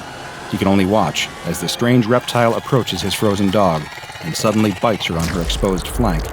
It lashes out like a snake would when it injects venom into a victim. The shepherd was sure that there weren't any venomous lizards in this area, but now he's not so sure when he's watching this scenario play out. He expects his dog might start to convulse or spasm if she's been poisoned, but she remains completely still. Suddenly, he sees something so shocking that he's certain he must be losing his mind. Could it be? The area around the bite is starting to change color, becoming a dull gray. But as he watches, he realizes to his horror that he's not just watching a color change. This is something more. His dog is slowly petrifying, hardening, her fur stiffening into stone. She is literally turning into a statue right before his eyes. He can't move, but his eyes flick to the corner of the room where his sheep are still standing. Now he understands. It was hard to tell before, because of the darkness and also because the very idea was so preposterous that it didn't even occur to him. But the reason that the sheep were so still and quiet was because they weren't sheep anymore. They were mere statues. Somehow, this creature was able to turn things to stone with the force of its venom. He wants to scream, he wants to yell, he wants to break free and run away, but he's powerless to move. Fear wells up inside him as he sees the creature turn its attention from his rapidly petrifying dog and start to move toward him. It hisses again and strikes out, sinking sharp, needle-like teeth into his leg. The shepherd is so frozen that he can't scream, not even at the unbelievable pain as those teeth sink deep into his flesh. But the pain doesn't stop when the creature retracts its teeth.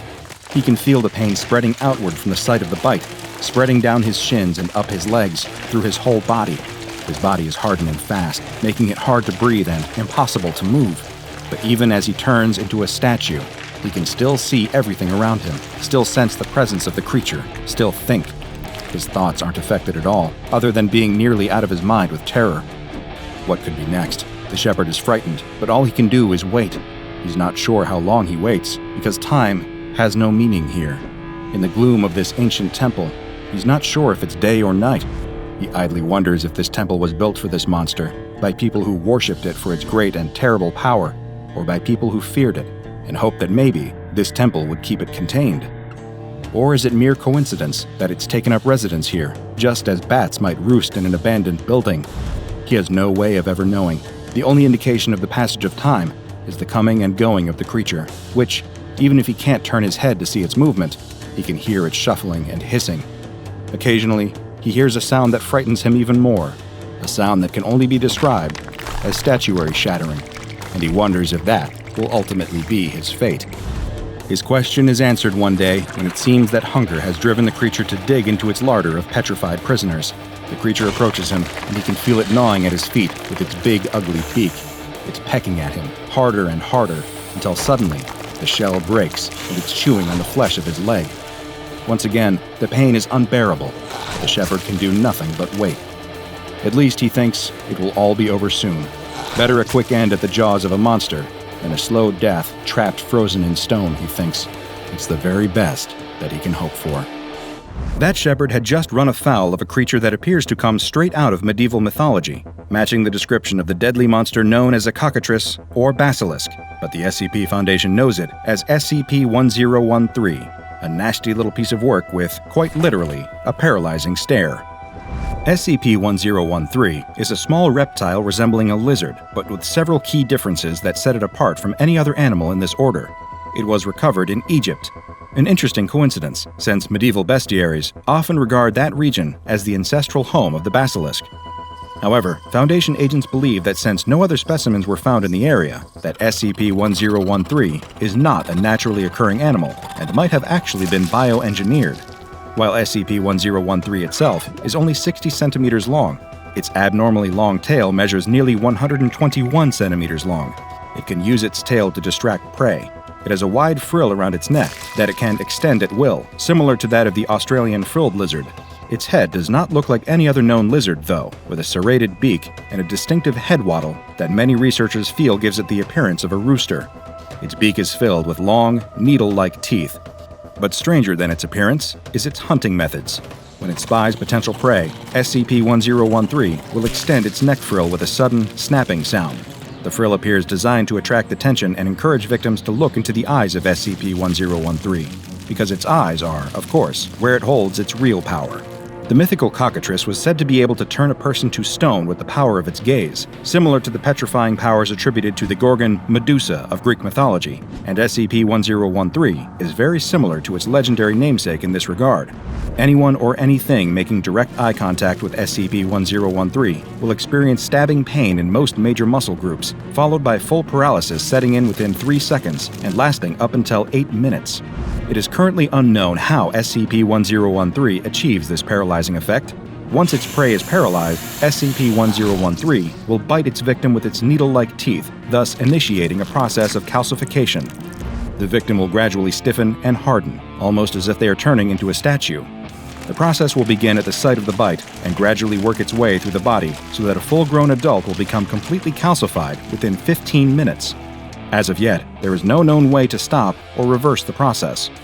The calcification process only affects the outer layers of the victim, extending about 3 centimeters into the body, leaving all organs and internal tissues intact.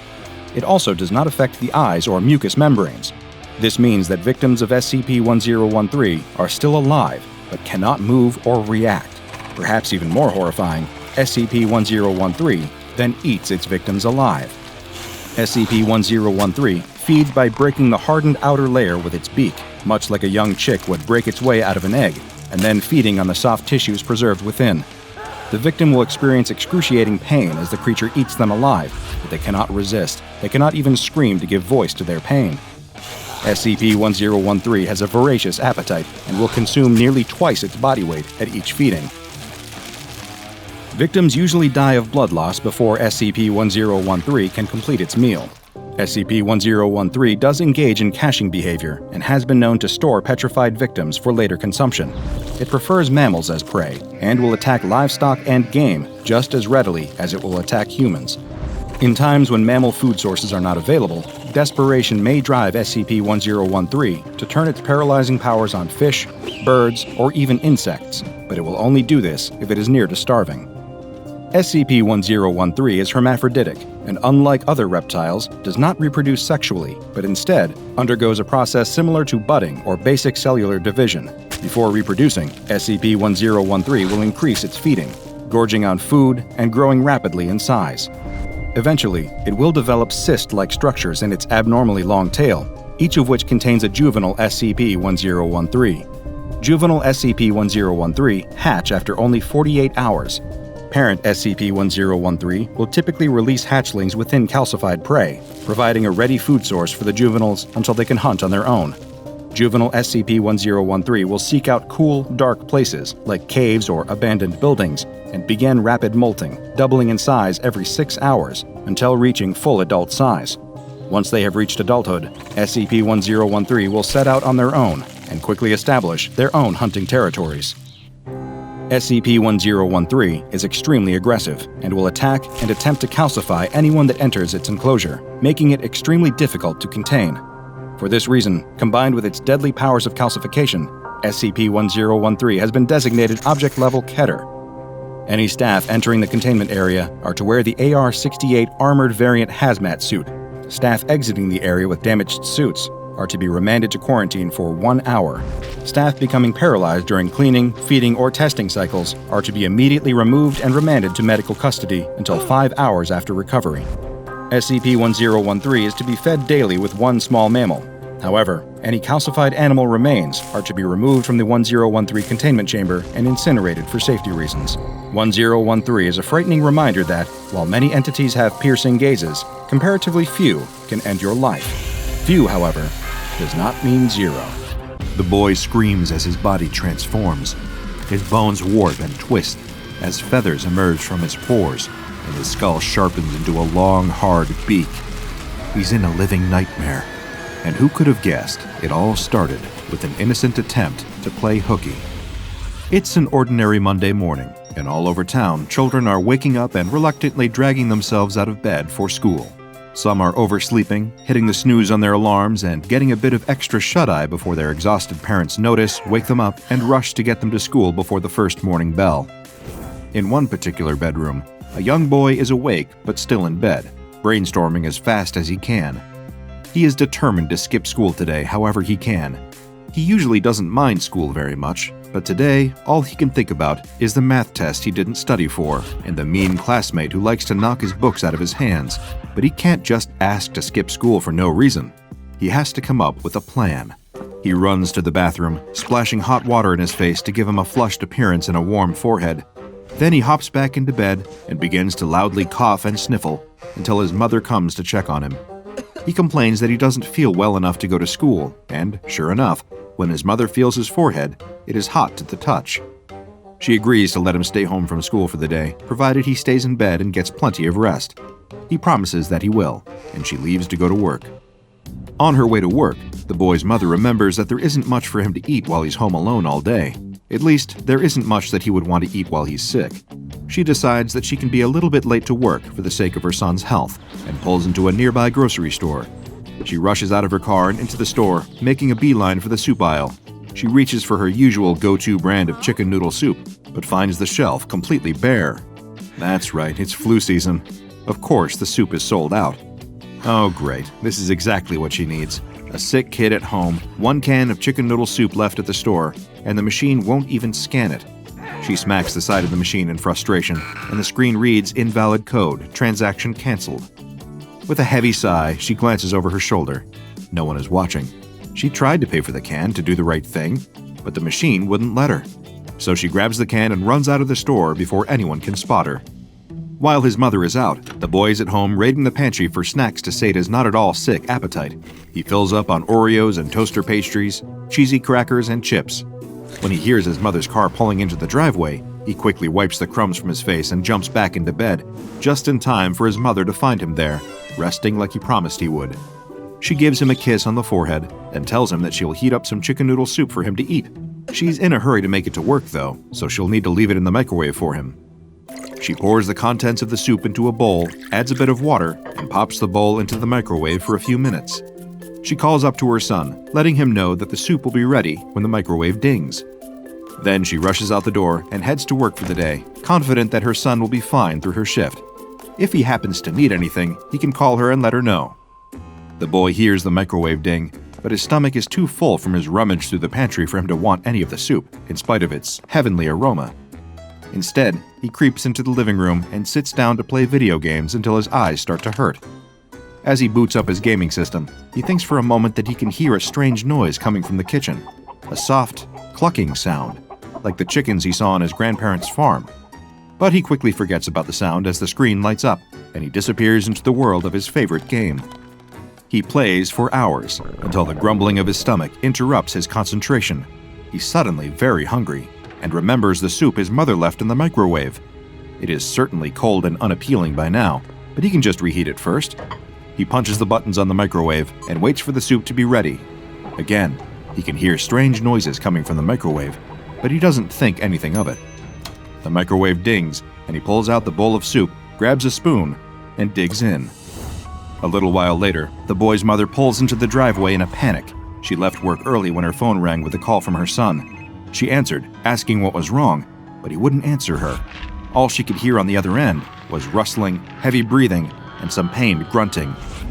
Fearing the worst, she drove back as fast as she could, running several red lights along the way. Now she fumbles with her keys as she unlocks the door, terrified of what she will find. She grips her phone in her other hand, thumb hovering over the buttons, ready to dial 911 if the situation calls for it. She pushes the front door open, calling her son's name. He doesn't answer, and her stomach drops. Suddenly, she hears the loud thud of something heavy being knocked to the ground. Something is terribly wrong here, and even though she might find her worst nightmare, she has to face whatever is waiting for her inside. She runs into the kitchen and finds it a mess. The bowl of soup is shattered on the floor, congealed, cold soup pooling on the tile. The kitchen table is turned over on its side. The kitchen chairs are in disarray. But the strangest sight is the dozens of tiny, white, fluffy things on the floor, counters, and furniture. She picks one up for a closer look and finds herself even more confused than before. It's a feather. They're all feathers. She calls her son's name again, praying for a response. This time, she receives one, though not the one she hopes for. She hears the sound of shuffling footsteps up above, followed by a strangled sound like a scream caught in someone's throat. She sprints up the stairs as fast as her legs can carry her, throwing open the door to her son's bedroom. There, she finds him. But this is not the bright-eyed boy that she left behind when she left for work. His arms are covered with a thick layer of white feathers, the same feathers that are beginning to poke through the skin of his face. The top of his head has elongated into a floppy comb of excess skin, the same sort of excess skin that is wobbling below his chin. And his mouth, it doesn't look like a mouth anymore. It's pointed and hard, and his lips click together when he speaks, or rather, clucks. His bare feet are scaly and red, with claws protruding from his toes. He flaps his wings frantically, eyes wide and wild, clucking and running back and forth across the room. When he looks at her, she does not see recognition in his gaze. Her son, her beloved boy, has turned into a chicken. Unable to do anything else, the mother calls an ambulance. At first, the paramedics that arrive on the scene think the call was some sort of elaborate prank, but when they set eyes on the boy, they agree that something truly bizarre is going on. They speed to the hospital with the chicken boy in tow, but sadly are unable to save his life. The mother turns over the can of the mysterious soup to the authorities, who launch a formal investigation. Unfortunately, they are unable to trace the can to any store, nor are they able to verify the existence of the company name on its label. Employees of the grocery store where she found the can insist that they have never seen it in their lives. Several weeks after this incident occurred, the SCP Foundation conducted a raid on a New York office of Marshall, Carter, and Dark. For those of you unfamiliar with the organization, and that is most of the general population by design, Marshall, Carter, and Dark Ltd. is an extremely powerful multinational corporation founded by 3 individuals with those surnames, specializing in the acquisition and sale of anomalous items, entities, and experiences. To put it simply, they run the largest anomalous black market in the world and are the crime bosses of the paranormal world. During this particular raid, SCP Foundation operatives recovered 17 different unusual items. Among the items discovered was a shipping crate, recently delivered by the Federal Postal Service from an invalid return address. This crate contained 103 cans of SCP-2057, as well as a copy of a letter written to one of the company's associates. So far, the letter has not been traced to an address. It reads, "Dear Cyrus, Maria has told me of the unfortunate circumstances that have befallen your children. I'd hope to hear about the improvement of their condition soon. As their godfather, I am extremely distressed to hear this. Having experienced a child suffering from the measles myself, I know how terrifying it can be when it seems as if they are getting worse. Recently, we received a shipment of something that I hope can help your family. There is a crate in the storage area marked with Wondertainment, discontinued item. It will not be there long, as it goes to auction next week. I will leave a key under the photo of your family on your desk. Follow the instructions exactly. Do not, under any circumstances, do anything different than what is directed on the can. Destroy this message as soon as possible. I do not want any of this to come back on us. Be careful, my friend. Williams." SCP-2057 consists of 92 318 milliliter cans of condensed chicken noodle soup. Each can is covered with a brightly colored label depicting images of noodles, a cartoon chicken, and dancing vegetables. In addition to this inviting imagery, each label is emblazoned with the text, "Dr. Wondertainment's Ultralicious Chicken Noodle Soup for Kids." Each can has a pull-top lid for easy opening and is printed with a set of nutrition facts, ingredients, and instructions for heating. The nutrition facts are as follows: calories, 95, fat, 3.17 grams, carbohydrates, 2.2 grams, protein, 13.48 grams, vitamin W, 2 grams, and mother's love, 10 grams. The SCP Foundation attempted to analyze the contents of the soup in order to compare it to the posted nutrition facts. The calories, fat, carbohydrates, and protein were found to be accurately reported. Vitamin W was present in the reported amount as well, though it was not a compound that the Foundation scientists had ever encountered before. Mother's love, as it is an intangible concept, was not able to be identified or measured in the analyzed soup samples. The ingredients are listed as ultralicious chicken stock, enriched Chinese egg noodles, finest cooked chicken breast, farm fresh carrots, crispy crunchy celery, sweet Vidalia onions, no paint thinner, fresh mountain spring water, vitamin W. Contains less than 2% of the following ingredients: a pinch of salt, a smidgen of chicken fat, sprinkle of spice extracted from rare plants, a dash of high-quality unicorn tears. The instructions for heating read, "Hey kids, feeling sick, icky, or downright yucky? Just pop open a can of Dr. Wondertainment's ultralicious chicken noodle soup for kids. Place contents of the can in a medium-sized soup pot. Add a can of water, stir, and heat. Watch as the fun begins. Eat hearty, and you'll feel better and ready to play with Dr. Wondertainment toys in no time." All of this is relatively straightforward, give or take a few unusual ingredients. Someone taking only a quick look might mistake a can of this soup for any other chicken noodle soup. However, it does have something that most ordinary canned soup does not: a warning label. Dr. Wondertainment's ultralicious chicken noodle soup for kids is intended to be eaten while it is hot to make you feel better in no time at all. Do not consume after it has become cold. Do not reheat. By purchasing from Dr. Wondertainment, you agree to not hold Dr. Wondertainment or any of Dr. Wondertainment's affiliates accountable for injuries or damages incurred by your product. Thank you for purchasing from Dr. Wondertainment. So what exactly is in a can of Dr. Wondertainment's ultralicious chicken noodle soup for kids? Well, when the SCP Foundation first opened a can to take a look, they found that it was filled with condensed chicken broth and a mass of egg noodles shaped like an egg. When water was added and the contents of the can were heated to a temperature of 70 degrees Celsius, the noodle-based egg hatched. Inside was a small domesticated chicken made up of egg noodles, carrot, celery, onion, and cooked chicken breast. For simplicity's sake, this chicken noodle soup chicken is referred to as SCP-2057-1. As the Foundation researchers continued to heat the broth to a higher temperature, SCP-2057-1 began to move around, make audible chirping sounds, and eat the broth. As it ate, it grew larger and larger until it reached a mass of 85 grams and resembled a miniature adult chicken.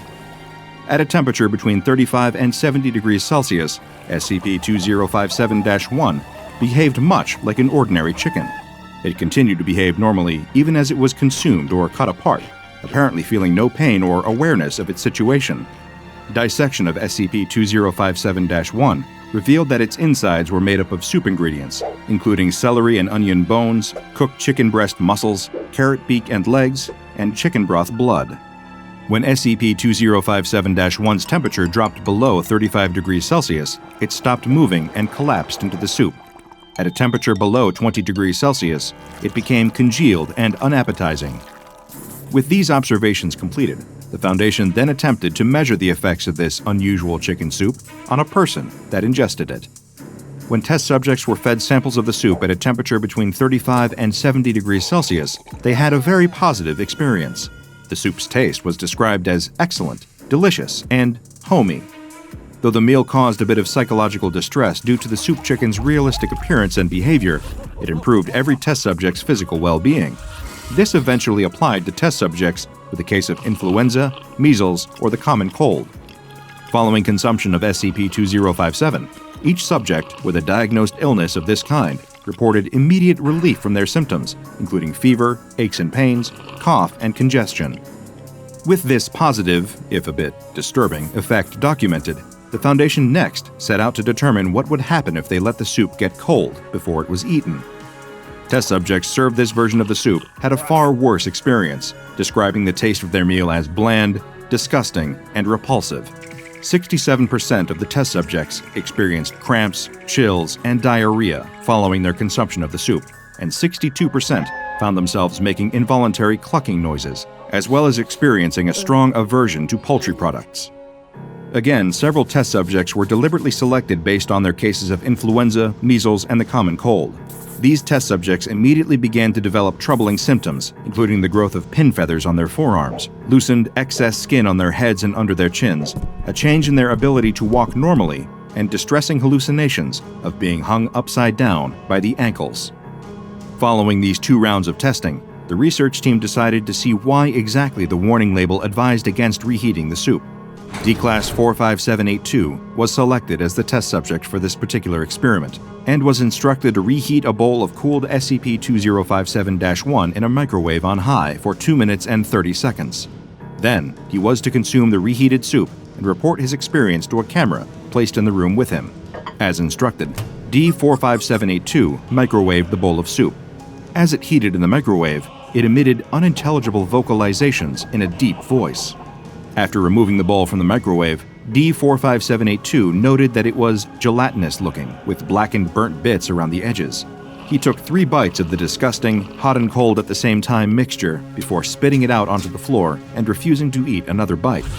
15 minutes after tasting the reheated soup, D45872 began to exhibit significant distress, clucking angrily into the camera.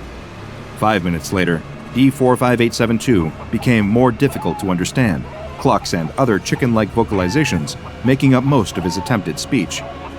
He began scratching vigorously at his arms to the point of drawing blood. Loose skin could be seen gathering on the top of his head and under his neck. 6 minutes later, D45872 had lost the ability to speak. Large white pin feathers had sprouted from his arms, covering the skin, and smaller white feathers were beginning to sprout from his face. After 16 more minutes passed, D45872 began attacking other objects in the room, attempting to destroy the microwave, knocking the bowl of soup to the floor, and flipping over a table and chair. He had grown feathers over 67% of his skin, and his face had begun to change drastically. His nasal area was elongated and hardened, joining with his lower jaw in an appendage resembling a bird's beak. His upper lip had disappeared into his nasal cavity. Only 5 minutes later, D45872 suddenly stopped moving and collapsed to the floor, dead. Following D45872's death, an autopsy was performed. These were the findings.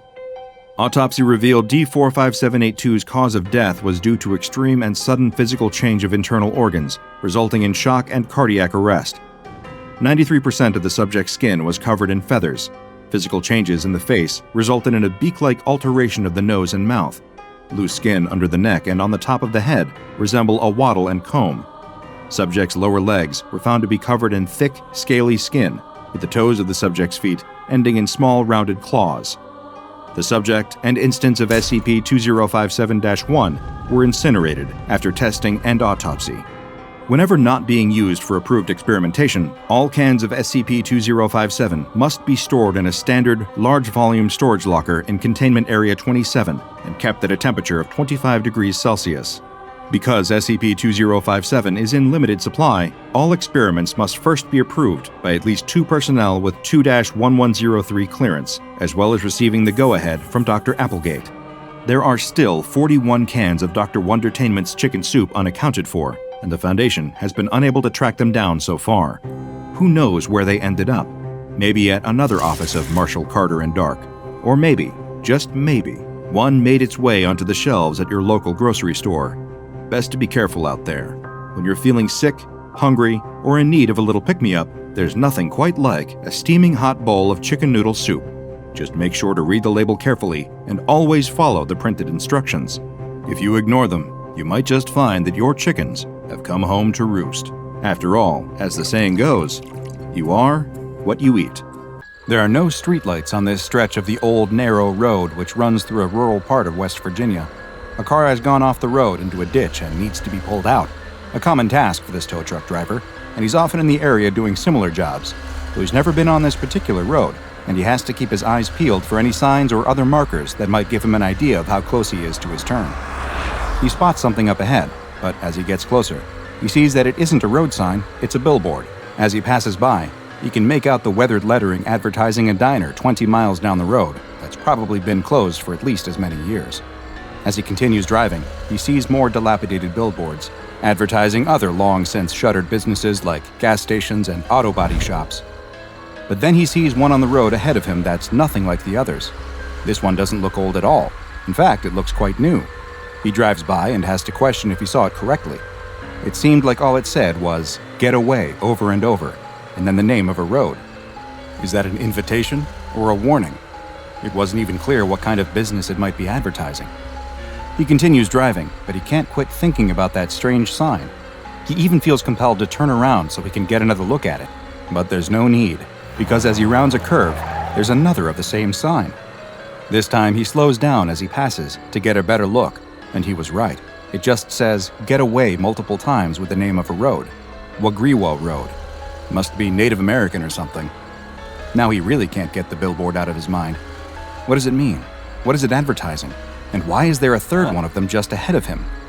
He pulls his truck to the side of the road, stopping with his headlights illuminating the sign. He gets out of the truck and stands in front of the billboard. It's just the same as the others. Get away, written over and over. Wagriwa Road. He can see now that the background of the sign is a picture of some trees on a gray, cloudy winter day. He also notices for the first time that there's another line at the bottom. Find what you are looking for. What does it mean? Find what you're looking for on Wagriwa Road? Where even is that?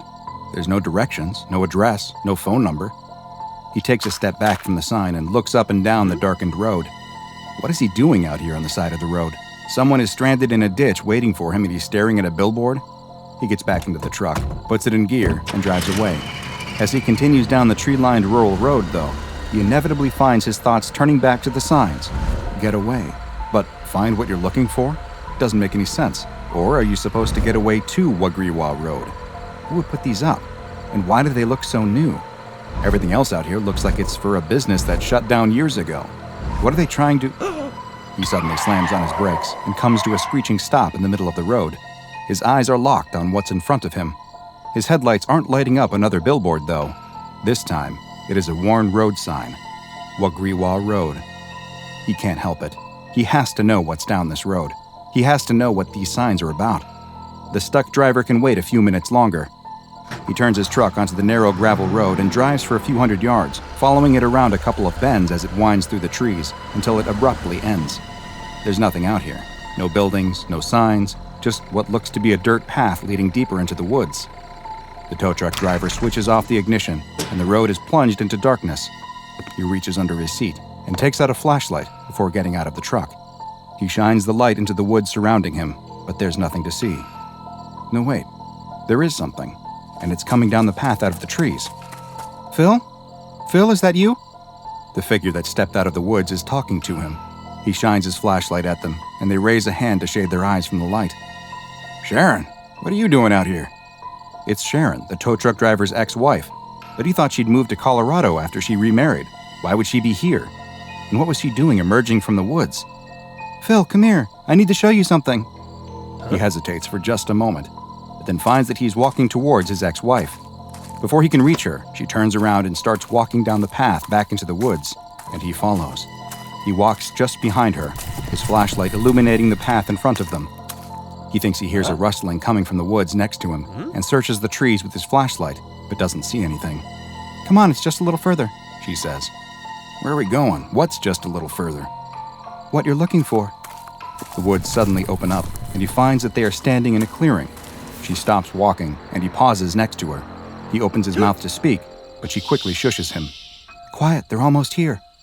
The tow truck driver looks around, but he doesn't see anything, just the faint outline of trees that are barely visible on this moonless night.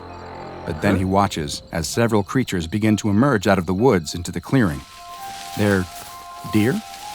He watches as just a few come towards him at first, but then he notices that they have completely surrounded him. There must be over 20. Turn off your light, she tells him. He obeys, and in the darkness, he can see now that there is something special about these deer. Their eyes are glowing with a pale white light. One of the smaller deer steps forward and cautiously approaches him. He squats down and holds his hand out, showing it that he means it no harm. The deer looks back nervously at a larger one that he thinks must be its mother. It looks like it nods in approval, and the smaller deer moves closer. He can clearly see its big, beautiful doe eyes glow brightly in the dark. You're okay, he says, and leans forward to give it a reassuring pet when...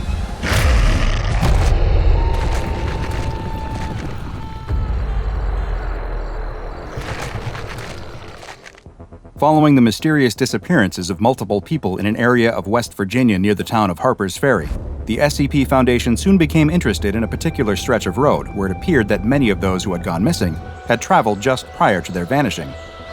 Agents were dispatched to the area and immediately detected high levels of thaumaturgic energy, with the epicenter appearing to be on a plot of privately owned land. Investigation of local records revealed that the land was owned by a man named Richard Redkin. The Foundation staff contacted Mr. Redkin under the guise of being federal agents investigating a crime that had been committed on the property while he was away. Mr. Redkin happily cooperated with the agents, explaining to them that he had never experienced any abnormal events on the property while he was living there, but that he had not resided on the land for some time. Strangely, he claimed to not know the road as Wagriwa Road, insisting that as far as he knew it had never had an official name, being nothing more than a long driveway out to his property. When asked if he could remember anything else abnormal about the location, he told the agents no, but that his daughter had written many fictional stories about strange happenings on the land, and perhaps those had somehow turned into rumors and then urban legends, though that was a long time ago. When the agents requested to meet with the daughter, he explained that it was impossible. She had drowned many years prior in the nearby Shenandoah River. The agents again examined the local records and found that Mr. Redkin wasn't lying. His daughter really had passed away, and her body was found in the river. The timing of this accident was quite coincidental, though, as it had occurred exactly 1 week before the first missing person in the area was reported. Quickly realizing that something was not quite right with this piece of land, the SCP Foundation authorized the purchase from Mr. Redkin, who was more than happy to sell, and a research outpost was constructed to further investigate the anomalous events, which had collectively been dubbed SCP-4434. While exploring the surrounding area, they soon found what so many others had before: the bizarre billboards imploring one to both get away as well as come to Wagriwa Road to find what you were looking for. The signs, which were designated as SCP-4434-A, were found on roads across the West Virginia, Maryland, and Virginia tri-state area, but their locations would often change, with the billboards only manifesting for short amounts of time before vanishing and reappearing elsewhere. Bizarrely, when attempts were made to photograph or videotape the signs, the resulting footage would show only a blank white sign. The Foundation knew that they needed to investigate further, and several experiments were authorized to find just what was happening on the land at the end of the mysterious road. A D-Class personnel, D-84021, was given a radio and implanted with GPS locators in his neck, torso, and thigh, and sent down the road with orders to report back on what they experienced, though unlike the people who had gone missing, he was not shown the billboard prior to entering the area. The D-Class walked to the end of the road, where he reported that a creature was emerging from a path leading into the woods. He soon exclaimed that the creature was a dog that he used to own. The researchers monitoring the test were confused, since the dog had apparently been deceased for some time, and yet, here it was standing in front of him. Although the D-Class had seemed hesitant at the start of the mission, once he saw his childhood dog, all of his fears were set aside, and he willingly followed it deeper into the forest. After 90 seconds, the D-Class reported that he had entered a clearing and was being surrounded by a group of deer. The reports stopped soon after and were replaced by the sound of screams as D-84021 was attacked and apparently consumed by the deer. 2 of the 3 GPS trackers remained active for the next 40 minutes, and SCP researchers followed their path as they moved to the middle of the clearing and then appeared to enter a sinkhole or cave of some sort, where they traveled slowly in a winding pattern downward until contact was lost. Following this test, the Foundation researchers suspected that the creature that would emerge from the woods, which had been designated as SCP-4434-B, was able to change forms into one that would be trusted by those who entered the 4434 area. The deer, on the other hand, seemed to always maintain their appearance, and the whole group was designated as SCP-4434-C. The tests were far from over, though. For the next, 2 D-Classes were sent into SCP-4434 in order to see what form 4434-B would take when more than one person was present. Just like before, an entity emerged from the woods, but this time, it took the form of a young man in a suit, who immediately offered to clear any and all debts the D-Classes held, as well as expunging their criminal records, freeing them from their life as test subjects. All they would need do is follow him into the woods. The agents monitoring the test ordered the D-Classes not to follow the man, but they were ignored, and the researchers listened as they instead began conversing with SCP-4434-B, seeming to be quite interested in his offer. They soon followed him into the woods, and just over 2 minutes later, they too were attacked and consumed by SCP-4434-C. It appeared now that once someone entered the SCP-4434 area, they were all but helpless to resist the compulsive effects of SCP-4434-B. The Foundation researchers wanted to test the limits of SCP-4434's power, and so they then came up with a rather creative procedure for the next test. Another D-Class personnel was sent down the road, but this one was wearing a body harness that was connected to a pulley system, as well as being equipped with a camera. He was ordered to wait at the edge of the SCP-4434 area until the 4434-B entity appeared. The entity soon emerged, taking the form of a middle-aged woman. As soon as the D-Class was seen conversing with the entity and agreed to follow it, the pulley was engaged in order to forcibly pull him out of the area. This was followed by an entirely unexpected event. The middle-aged woman quickly produced a knife and, with a supernatural speed, severed the rope on the pulley system. The now freed D-Class stood up, followed the woman into the woods, and was consumed soon after. The researchers were growing frustrated with their lack of advancement in understanding the anomaly, and so for the fourth test, they decided to take quite extreme measures. A drone was used to fly over the area, which identified the mouth of the cave that the GPS trackers had been taken into. It was a 3.5-meter wide hole in the ground, too dark to see anything past the entrance, and the drone installed an anchor point in the ground at the mouth of the hole before flying in to explore further. But the signal was almost immediately lost. Progress had been made, though. Yet another D-Class was selected, this time one who had climbing experience.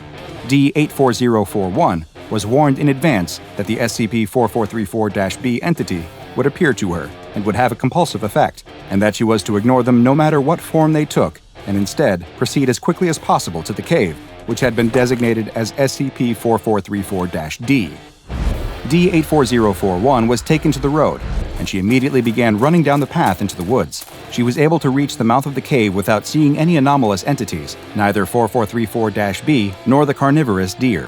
She quickly attached the rope she had brought to the anchor that was installed by the drone and began rappelling into the hole. As she descended down, she described the normal, rocky cave, one that grew wetter the further down she went. Surprisingly, she soon reached the bottom, where she found a spherical room, roughly 8 meters across. But this was not anything like the entrance to the cave. The floor of this room wasn't made of rock or dirt. It was more like flesh, and it appeared to be breathing. And there was something else down there too, a folded piece of paper with writing on it. The D-Class was ordered to pick up the paper, take a sample of the cave floor, and exit the area as soon as possible, as there was no way to predict if the SCP-4434-B and C entities, or something worse, would soon appear. After taking a sample, she began climbing out of the cave. When she emerged, there were still no signs of any anomalous creatures, but she quickly made her way down the road and out of the SCP-4434 area. When she reached the waiting agents at the edge of the area, D-84041 handed them the sample and the paper that she found, but then stopped and turned around. There on the ground roughly 5 meters away was a plate of food. Without any hesitation, she walked back into the SCP-4434 area, picked up the plate, and walked back into the woods. She was never seen again. It was now clear that 4434-B could take forms other than just humanoids and animals. As the objects that the D-Class had managed to get out of SCP-4434 were analyzed, the area's former owner, Richard Redkin, was again questioned by Foundation agents. They asked him if there was anything he failed to mention in their previous interview, and he told them that there was one thing that he preferred not to normally discuss. Just before his daughter's death, in addition to her fascination with writing and coming up with stories, she had become obsessed with the occult. When they asked him about the paper they had found within SCP-4434-D, he told them that it was very likely that she had written it. The SCP Foundation now understood why they had detected so many thaumaturgic particles in the area, which is the residual energy left over from a particular form of ritualistic practice that is more commonly known as magic or witchcraft. The contents of the paper found in the cave seemed to add additional weight to the theory that his daughter may have been involved in a ritual that led to the creation of SCP-4434, because written on the single page is a poem which reads, "The forest is a sea, the wind is the waves, and the water is the leaves. The streams become undercurrents, the birds become fish, and coral finds its home as fungus, growth sprouting as I wish. The ground is the shore, pulling me by the feet, dragging me down and pulling me back and forth on repeat. I dove down past the light, down where I couldn't breathe, and found nature looking for a fight. Yes, the forest is a sea, but I've made it barely big enough for me. The forest is a sea, so now something's bound to come eat." Things only became more mysterious, though, when Foundation researchers performed a DNA test on the sample taken from the bottom of the SCP-4434-D cave. What they found was that it was, just as D-84041 had described, a flesh-like substance, and that it was a 78.9% match to Melanocytus johnsoni, better known as the deep-sea anglerfish. And there was one final discovery to be made as well. Linguistic teams within the Foundation investigated the name of the road that had appeared on the SCP-4434-A billboards, and discovered that the word was very similar to the Native American Tutelo tribe word Wagriwa, which roughly translates to the phrase, "I have come back." A wasp stings a cockroach in the brain, rendering it a mindless zombie that she can lead to her home and fill with eggs that will hatch and devour the insect from the inside. A snail accidentally eats the eggs of a flatworm, and the eggs hatch, filling the snail's eye stalks with sacs of wriggling larvae. They mimic the movements of caterpillars, attracting hapless birds and enticing them to swoop down, attack, eat, and continue the life cycle of the worms. The spores of the cordyceps fungus make their way inside of a doomed ant, taking over its nervous system, puppeteering its body, and forcing it to march to the nearest highest point, only to die and split open, fungus blooming from its corpse and spreading spores to the next victim. Underwater, the sea louse settles into its new home inside of a fish's mouth, feeding on blood from the tongue until it withers away. There, the louse attaches itself in the tongue's place, serving as a mimic of the original organ, while the fish is none the wiser.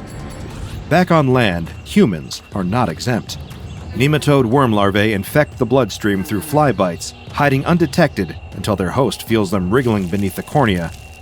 Guinea worms enter the system when a person drinks infested water, growing longer and longer, then forcing their way out through the foot.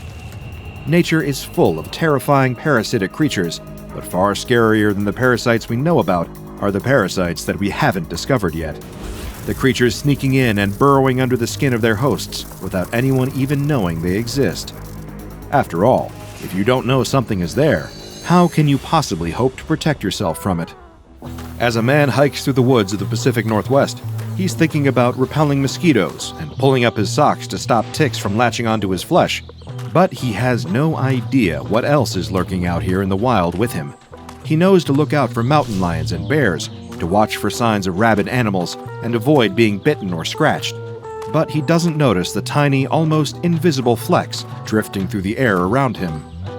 He doesn't notice when one happens to get caught on the breeze of his inhale, pulled into his nostril. He rubs at his nose idly, sniffing to clear his airways, then turns his attention to a bird nesting in a nearby tree. All the while, something is taking root right under his nose. Well, actually, inside of it. But he doesn't feel a thing other than the occasional urge to sneeze.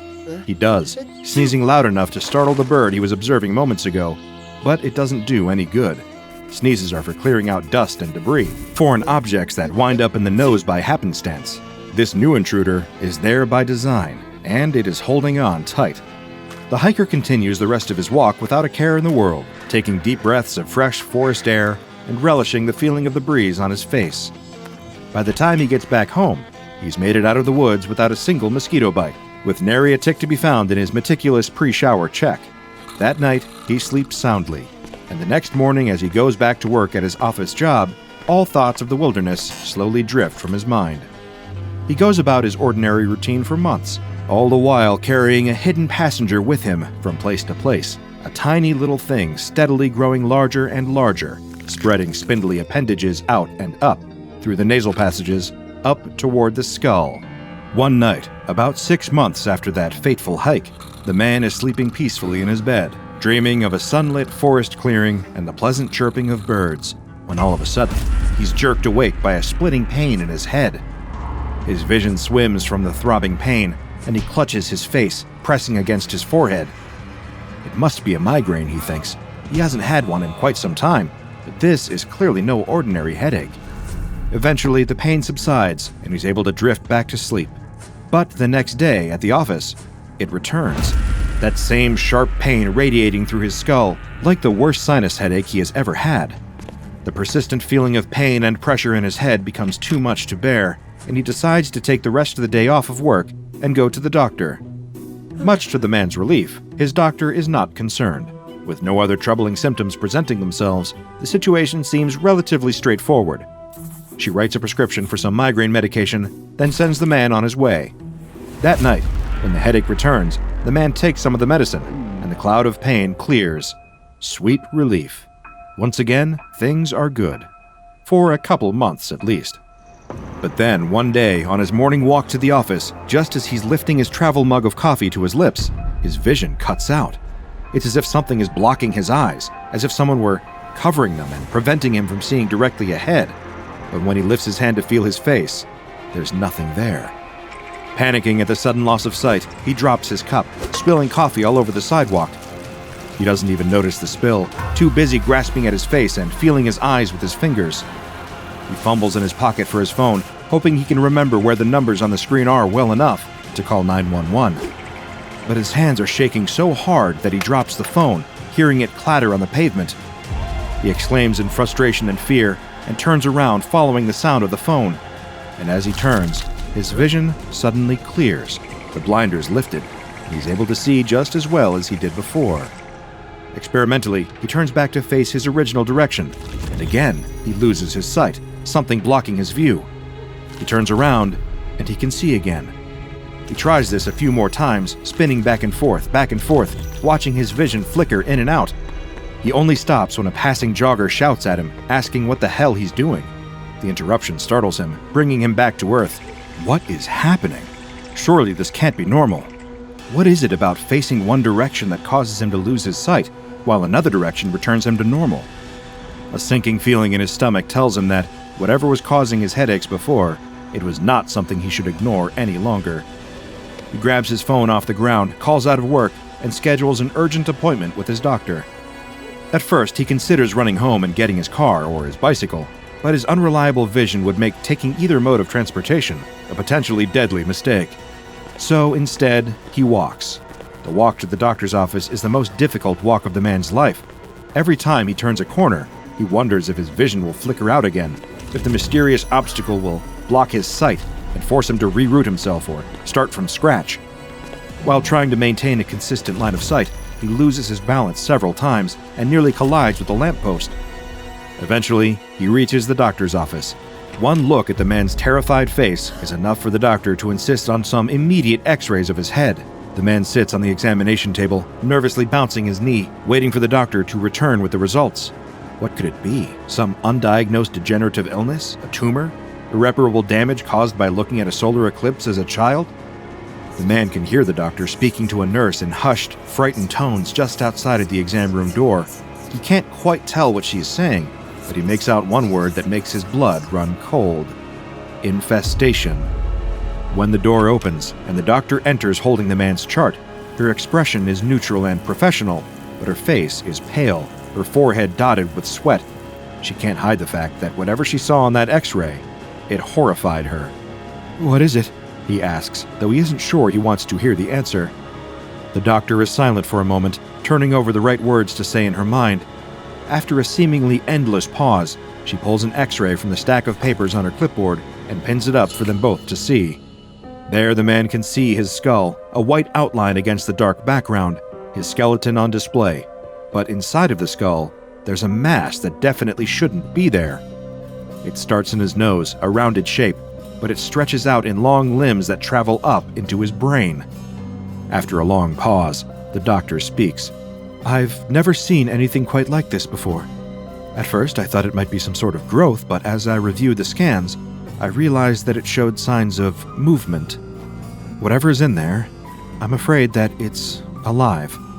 The man's stomach turns, and he worries for a moment that he might be sick all over the clean white floor. Instead, he just asks the doctor what can be done to help him. She explains that she plans to give him a local anesthetic, then attempt to get a closer look at the situation. Once she has eyes on the parasite, she will see if she can surgically remove it without causing any additional damage to his brain tissue. All the man can think about is that thing inside of his skull and how badly he wants it gone by any means necessary. He immediately agrees, and after a few quick injections, he's lying on his back, staring up at the ceiling as the doctor performs a nasal endoscopy. She slides the tube up his nostril a little bit at a time, monitoring the image on a nearby screen. Suddenly, she freezes, a small gasp escaping her lips. He demands to know what she's seeing, and she stammers, saying only that it's a creature she's never seen before, but it looks quite a bit like a sea spider. The man's eyes widen, and he's about to say something else, and suddenly his vision goes dark again. Now he knows what that means, and the doctor's startled cry confirms it. The creature is moving. The man begins shaking, begging the doctor to get it out of him, to just grab the invader with some tweezers or whatever it is doctors do in this situation and get it out of his head. She grabs a pair of nasal forceps and slowly eases them into his nose, but the creature feels her coming and lurches upward away from her grasp. The man feels a sudden burst of pain, and then everything goes dark as he loses consciousness, his eyes fluttering shut. The doctor checks his pulse, checks his breathing, and attempts to rouse her patient, but he's out cold. As she examines him, she notices a fluttering motion beneath his right eyelid. At first, she thinks she imagines it and takes a closer look. The flutter turns into a distinct, undeniable bulge beneath the eyelid, and then a slender limb pokes out from beneath the thin veil of flesh. It curves under the eyelid, tugging it open to reveal the unfocused eyeball beneath, and something else. Something moving, pushing the eyeball aside just slightly without knocking it from the socket. The doctor watches in open-mouthed horror as more long, thin appendages join the first, poking out from behind the eye toward the air. The many-legged creature pulls itself from the ocular cavity and begins scuttling down her patient's face, over his neck, then off the edge of the exam table and onto the floor. As it nears the door, the doctor regains her ability to move and rushes to try and catch the thing. She grabs the jar and the forceps, hoping to capture it without touching it. Even with gloves on, she shudders at the thought of touching the thing. It evades her grasp, darting away from her forceps. It scrabbles back toward the table, and in a moment of primal instinct and revulsion, the doctor brings her foot up and stomps on the little parasite with all of her strength. When she lifts her shoe, all that's left on the ground is a few spindly legs and a small brown stain. She curses herself for acting impulsively and not finding a way to trap the thing and keep it for observation, but that ship has sailed. The only thing she can do now is tend to her patient and monitor his well-being. As she approaches the man on the table, his eyes open, and he gasps, sitting up suddenly and gripping his head. The man awakes with a headache and a foggy feeling in his head, but also with a sense of relief, a feeling that the unwelcome presence that took up residence in his skull for so many months is thankfully gone. He asks the doctor, haltingly, struggling to find his words, if she was able to remove the creature. She tells him, simply, that it is gone now. The man slowly climbs off of the table, and, ignoring the protests from the doctor as she begs him to sit back down and let her examine him, he walks out of the office and heads back home. Over the next several weeks, the man returns to normal life. He feels a little bit different, a little hazier, a little slower to respond. He tires more easily, going to bed earlier and sleeping in later, but overall, he feels nothing but relief. Still, at night, when he tries to fall asleep, he thinks of those X-rays. He imagines what that creature might have looked like when the doctor got it out, how it might have moved. He wonders where it came from, or if it will come back. He never goes hiking in those particular woods again. Meanwhile, the doctor receives an influx of patients complaining of persistent headaches. Sometimes it's a sinus infection, sometimes it's a hormone imbalance, sometimes it's stress. But a few times, well, she knows what to look for now. She tells her patients to watch out for changes in vision, for a feeling of pressure in their skull. She learns how to keep a straight face when looking at their X-rays and seeing that familiar long-limbed shape burrow deep in their nasal cavities. She puts her patients under now when she tries to remove the creatures. It doesn't make much of a difference, but it saves them the terror of the truth, saves them the feeling of the creature thrashing inside their head until it knocks them out. She manages to collect a few specimens for study and contacts her friend at the Centers for Disease Control.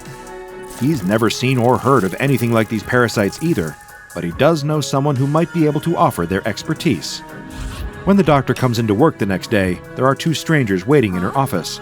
They introduce themselves as employees of a specialized research foundation and ask to see her samples. The next thing she knows, the doctor is waking up in bed the following morning, and she has no memory of ever seeing a patient with a strange spidery parasite in their skull. If she remembered enough to look for the records, she would find that they had disappeared from her office, along with the living specimens she had collected. But she doesn't remember, and her discovery is now in the hands of the SCP Foundation, who have given it an official designation, SCP-1104. SCP-1104, commonly nicknamed nose crabs, is a species of organism tentatively identified as a member of the order Chelicerata, which includes sea spiders and horseshoe crabs. The life cycle of the organism consists of at least two phases. The first of these is a larval stage, at which point the creature is approximately 0.4 millimeters in diameter. At irregular intervals, SCP-1104 larvae are expelled from tubes at a concentration of up to 200 per cubic meter. These larvae drift through the air for as long as 14 hours at a time, and have been spotted traveling for several kilometers under the right weather conditions. Whenever an SCP-1104 larva is inhaled, it will attach to the nasal mucosa of its host and begin to excrete H1 receptor antagonists that suppress inflammation as well as the implantation of any further larvae. Over the next 6 to 8 months, SCP-1104 will grow larger, extending appendages through the ethmoidal canals of the host. Aside from occasional persistent headaches, the host will likely not notice the presence of SCP-1104 during this period. Once the organism has matured, however, it will begin to apply pressure to its host's optic nerves, causing its central visual field to be obstructed. SCP-1104 will apply this pressure selectively whenever the host is not oriented toward the gradient of atmospheric hydrogen sulfide. SCP-1104 can detect this hydrogen sulfide through its host's nasal respiration. At first, this effect is distressing to the host, but after a little while, they will begin to adjust their behavior accordingly, showing a preference for facing and moving in directions that do not cause those visual disturbances. Without realizing it, the host is moving closer and closer to higher concentrations of hydrogen sulfide. Once the host reaches an area with sufficient hydrogen sulfide concentration, SCP-1104 will extend its appendages into the host's prefrontal cortex, causing the host to lose consciousness. While the host is passed out, SCP-1104 will exit through their ocular cavity. Once SCP-1104 has left its host, it will attempt to find and enter the source of the hydrogen sulfide. This can include, but is not limited to, a lava tube or a sewer pipe. Whatever it does next is currently unknown, as its subterranean behavior and development has not been documented. Humans show the same instinctive aversion to SCP-1104's visual disturbances as other animal hosts, but they are also able to defy this influence. They are especially able to avoid following SCP-1104's prompting if they are informed of the nature of the infestation. Any attempt to surgically remove or poison a fully developed SCP-1104 will trigger its exit response, and it will flee through the host's ocular cavity and scuttle away. Following SCP-1104's exit, the former host displays a lack of spontaneous response to external stimulus, with delayed reactions as well as changes to personality linked to orbital frontal lesions. While individual instances of SCP-1104 are relatively easy to destroy, the species as a whole is considered endemic to certain subsurface geological formations. As it currently stands, the general population of SCP-1104 cannot be reached by convenient means of extermination. An area 10 meters in diameter, thought to contain the majority of SCP-1104, has been blocked off from the public under the guise of conservation and designated Site-104. Any non-Foundation personnel mammalian organisms larger than 10 kilograms found in the area should be considered contaminated and promptly incinerated on site. Once the SCP Foundation has discovered a way to effectively exterminate SCP-1104, doing so has been strongly endorsed by the O5 Council. However, such a method has not yet been discovered, so for now, SCP-1104 continues thriving underground, spouting larvae into the air to crawl up the noses of unsuspecting deer, possums, squirrels, and humans. So if you go out walking and feel a little tickle in your nose, it might just be a bit of extra pollen in the air. Or it might be a tiny nose crab, burrowing itself into your mucosal tissue, growing just a little bigger every day until it reaches your brain. But, like I said, maybe it's nothing. No need to get crabby about it. It's June 15th, 1995, and it's also one of the most exciting days of the year for a very select group, the Cedar Creek Parish Bible Study Group Field Trip, a band of 10 friendly faithfuls of all ages, shapes, and ethnicities borrowing the church bus for the weekend and heading out to the wilderness to admire some of God's creation. What's the point of spending all your days with your nose in the good book if you never appreciate the bounty of nature? As it was said in Genesis 2:15, the Lord God took the man and put him in the Garden of Eden to work it and keep it. The group drives 3 hours out of town, along with hiking and camping gear, to a semi-mountainous region that the head of the group insists is a beautiful, picturesque location that will feel like a perfect break from the musty old church function room. It would be a wonderful place to remind them all what it was all about, the splendid world God put them all on, and all the gifts He gave them. Then God said, "Let us make man in our image, after our likeness, and let them have dominion over the fish of the sea, and over the birds of the heavens, and over the livestock, and over all the earth, and over every creeping thing that creeps on the earth." As it was written in Genesis 1:26, The group makes their way through corridors of tall, lush evergreens, like pillars that hold up the sky. It's a strenuous walk, but it sure does get the blood pumping. They walk with trekking poles, munch granola bars, and take frequent sips from their canteens. Nobody wants to get heat stroke, after all. They admire the birds perched above, the clutches of wildflowers, and the skittering things in the undergrowth. Everyone is on the lookout for their first deer. But one member of the group, a young man, suddenly notices something out of the ordinary. It looks like a balloon, but one made out of creamy, nut-brown deer pelt. It's tied with several strings to a small notebook with no identifying markings. Perhaps part of some strange forest arts and crafts project? Very strange indeed. While the others move on, the young man, fueled by his curiosity and comforted by the fact that his young legs could easily catch up with his elders, decides to use his trekking pole to fish the balloon out of the tree branch. The book falls down to the ground with a quiet thud. He picks it up, brushes off the dust, and stows it away in his backpack. It'll make some wonderful fireside reading when they all set up camp for the evening.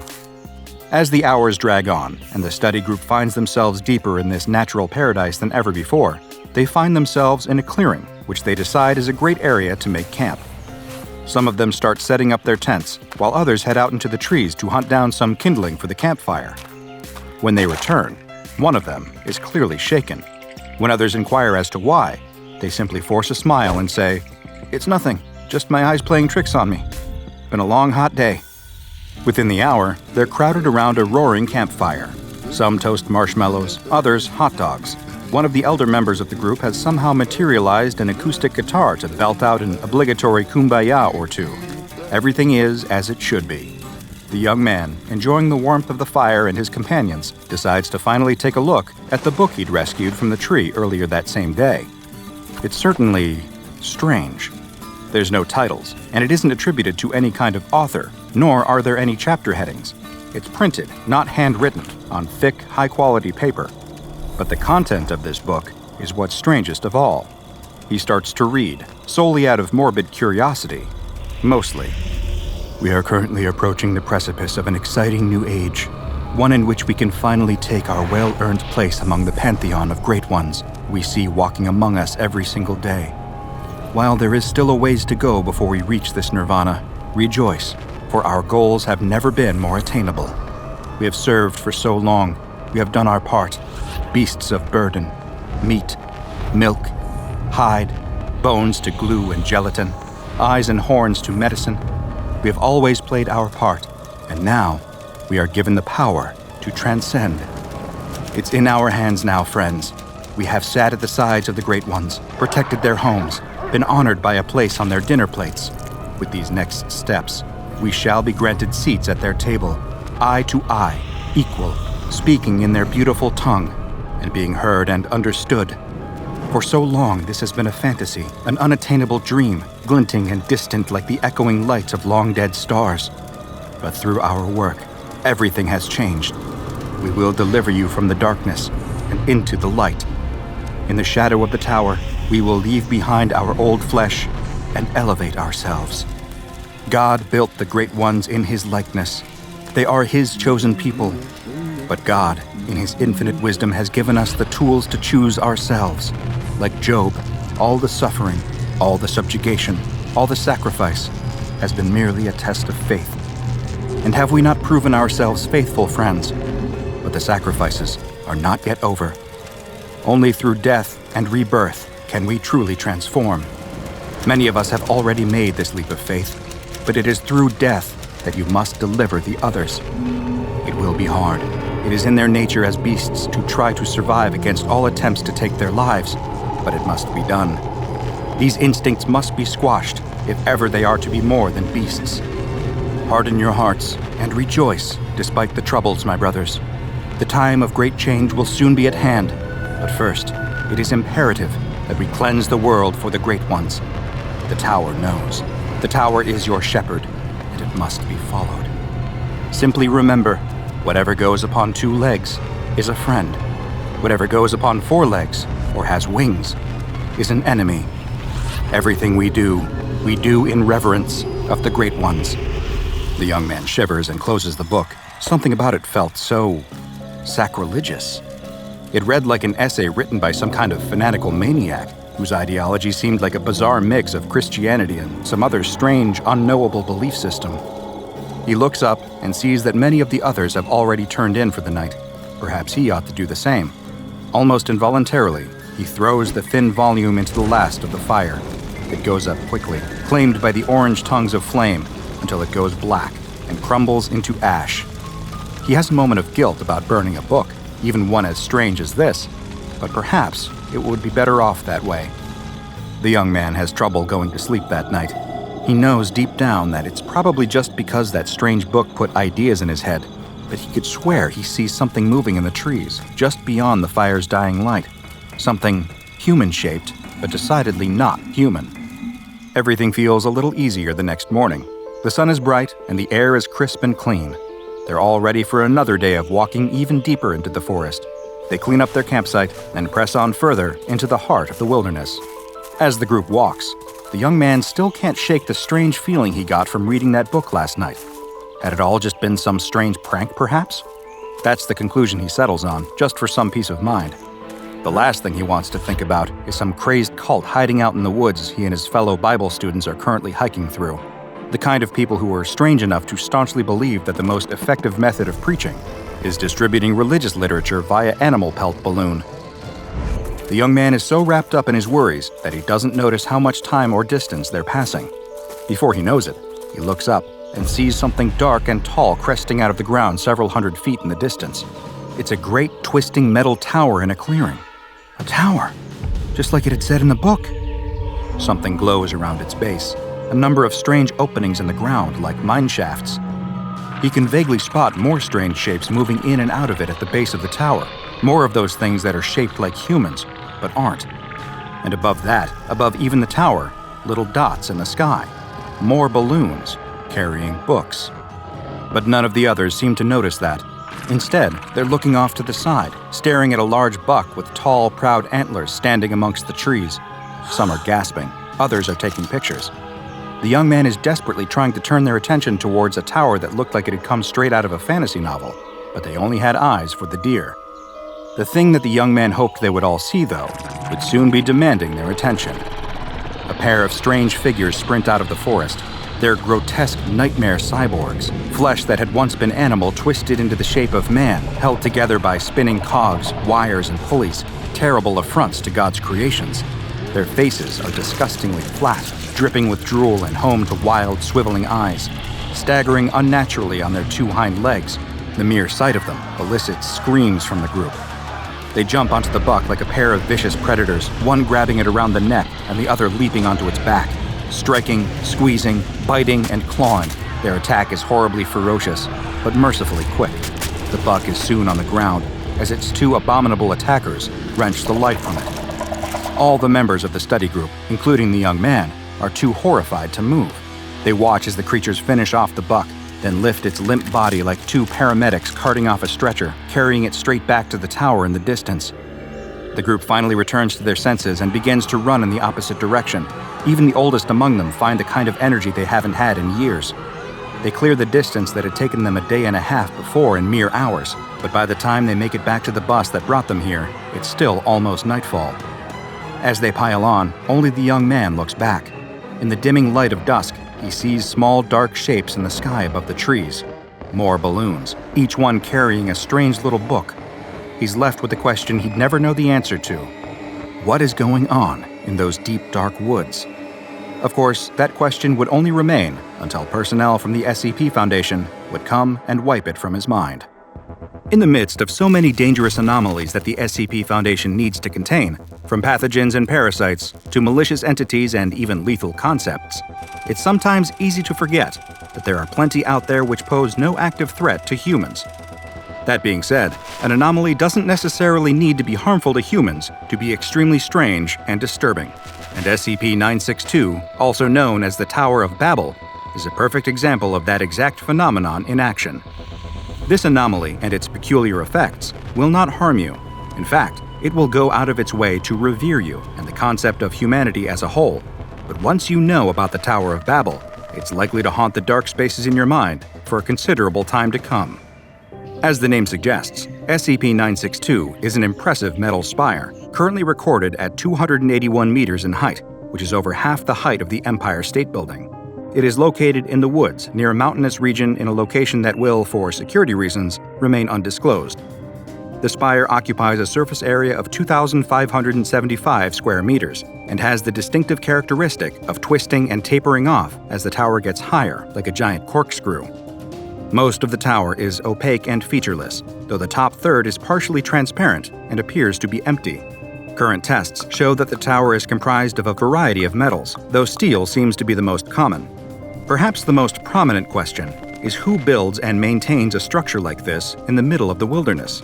The short answer is that the tower, which itself seems to be a sapient being, is in charge of its own ongoing construction and maintenance. But as you can probably tell from the frightening and pitiful creatures the unlucky hikers encountered, it doesn't do all this work without its special little helpers.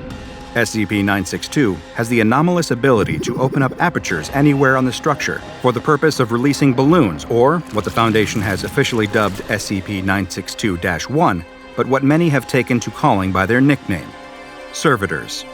These servitors were once normal, non-anomalous animals indigenous to the area prior to conversion in the heart of SCP-962. Like something out of the island of Dr. Moreau, the servitors have undergone anomalous surgical procedures that make their bodies into grotesque parodies of the human form. Cybernetic implants have been added that force them into bipedal positions, remove snouts, and keep their bodies shorn and furless. Electrodes have been implanted into the nervous systems of the servitors, allowing a remote source, strongly believed to be the tower itself, to work their bodies like puppets, encouraging or inhibiting certain behaviors as it pleases. There are currently around 13,500 known specimens of these entities, and the tower appears to be making more on a consistent basis. The servitors fulfill a wide variety of roles in service to the tower.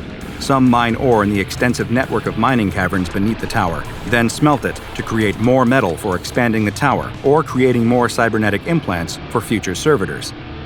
Others work in the capacity of repairing their fellow servitors or the tower itself. Some have more sinister work, making their way through the surrounding wilderness and killing any non-human life by any means necessary, and then dragging their bodies back to the tower for conversion into servitors. There's a great deal of sophistication to the electronic augmentation of the servitors. Despite their aesthetic unpleasantness, each type of servitor appears to be designed perfectly for their specific task, whatever that may be. As was alluded to earlier, the servitors never harm humans, ever. Even if a human was putting their life at risk, they would not defend themselves to the detriment of a human attacker. Approximately 60 times a day, one of the many apertures in the tower will open and release a hydrogen-powered balloon made from the skin of one of the animals brought in for servitor conversion. These balloons are always carrying strange manuscripts, believed by the Foundation to have been written by the tower itself. The manuscripts take a variety of forms: novels, poems, essay collections, the majority of which are written impeccably. While the content of these manuscripts can vary wildly, consistent motifs tend to be a high degree of optimism and reverence for humanity. Occasionally, the tower will depart from its usual written eloquence and instead offer a deranged, disjointed rant that seems to suggest a great degree of mental strain. While the exact meaning is often unclear due to the frantic nature of the writings, they generally appear to heap fawning praise on mankind, which it refers to as the Great Ones. The following is an example of one of the tower's stranger published rants. Cleanse the world for the Great Ones. Cleanse the world for the Great Ones. Who greater than you, your majesty, your sublime nature, Great Ones, do I do right? The flesh and wood serve you, unite with the steel. You love, do you love me too? I am what you love. Great Ones, see as I do, my duty, passion, forgive the slow pace. The steel takes time. Did you like the servants? They were the best of the cleansed, only the best for you. Great Ones, made like your form, you assume here on a world to clean, to honor you. Do appreciate, please, please, I will complete the cleansing soon, and you can take me away in your ships of fire, and I can love you and you will love me. While the Foundation has yet to discover how all this strangeness started, given the current rate of expansion, it's clear that the tower is no more than 20 years old. The Foundation is also unsure of what its intention may someday be, but it's not hard to draw certain interpretations. Due to its unpredictability, which leads to the Foundation to expend not inconsiderable resources on its containment, SCP-962 has been given the Euclid containment classification.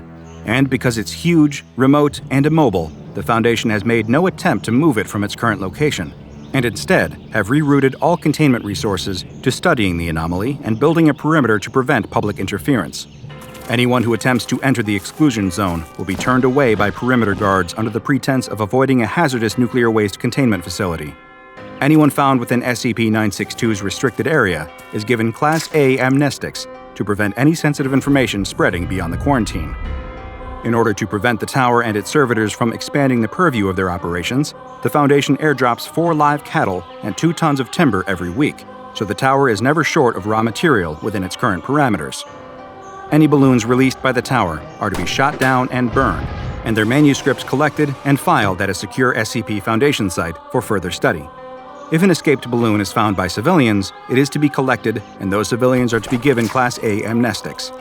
Anyone at the Foundation is permitted to read the manuscripts produced and distributed by the tower, but they are required to file a formal request with the SCP-962 project director first. I've spent a few evenings myself reading them over a cup of tea, and they're certainly stimulating, if a little tragic. They represent one of the anomalous world's greatest examples of the grass always being greener on the other side, since after all, why would anything aspire to be human? Don't humans have enough of their own problems to attend to? Quiet, quiet. Duck down, out of sight over there. Are you recording? Why aren't you recording? The camera woman has no desire to shoulder her camera yet again. It has been like this all day. The 3 of them will walk 10 feet, then all of a sudden, the presenter will dive behind a bush and beckon for herself and their guard to do the same. Her patience for it is certainly starting to wear thin. Clearly nowhere near as thin as their security guards, however, as the man flexes his trigger finger against the side of the rifle, grumbling to himself in Swahili. The camera woman should never have taken this job. She knows that now, but they are far too deep in the Tanzanian wilderness to turn back now. They parked their jeep up in the early hours of the morning and started walking at sunrise. The faint blue tinge to the dark forest around them tells her it must be almost sunrise again. The presenter turns to her and runs a hand through his carefully sculpted hair. His pink skin has been burning and peeling in the sun all day long. He looks like he'd give the flamingos from earlier a run for their money as she switches the LED ring light on. The presenter clears his throat and wipes the sweat from his brow. Rumor has it that the area we're entering into now is patrolled by highly sophisticated militarized drones. Myself and my crew are risking our lives here, but that's just what it takes when you decide to live as an extreme vegan. He insists on recording several more takes.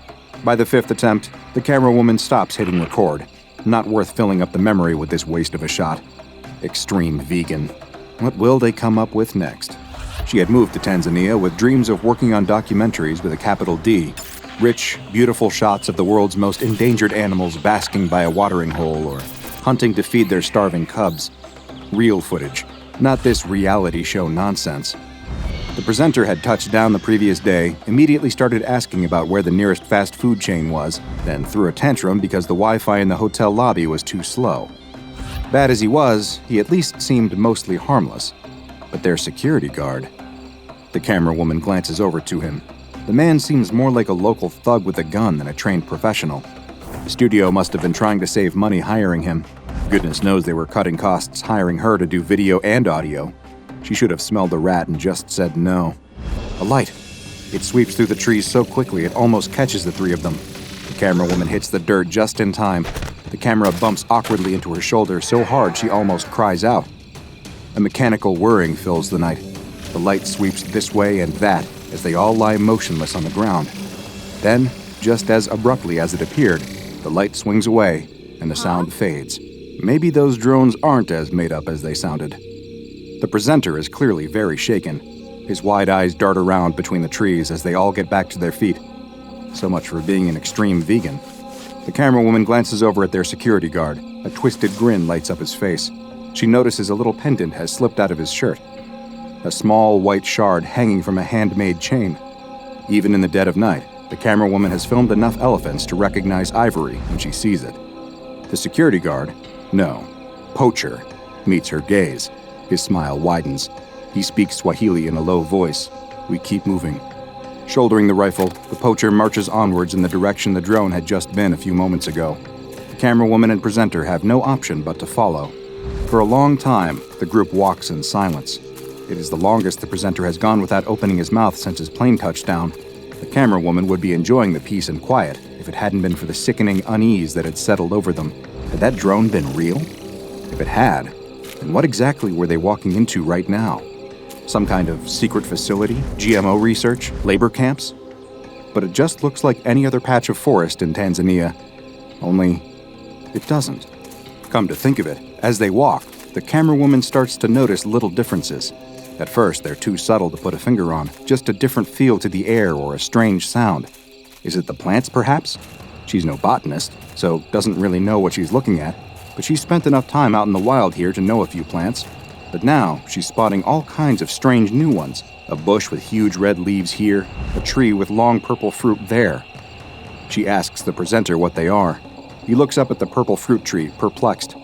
Wasn't this supposed to be the whole point of this documentary? Exploring the furthest reaches of the world, looking for vegan alternatives? No idea, but let's roll the camera anyway. Ready?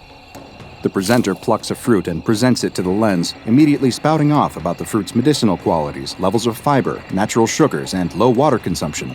All lies. The camera woman scowls at him. The presenter turns the fruit over and screams, throwing it as far as his skinny arms will allow. Never one to waste a shot, the camera woman follows the fruit on instinct, zooming in on it as it lands at the foot of a tree. Out from under the purple skin crawls an earwig. It's huge, just over 3 inches long at a guess. That's strange.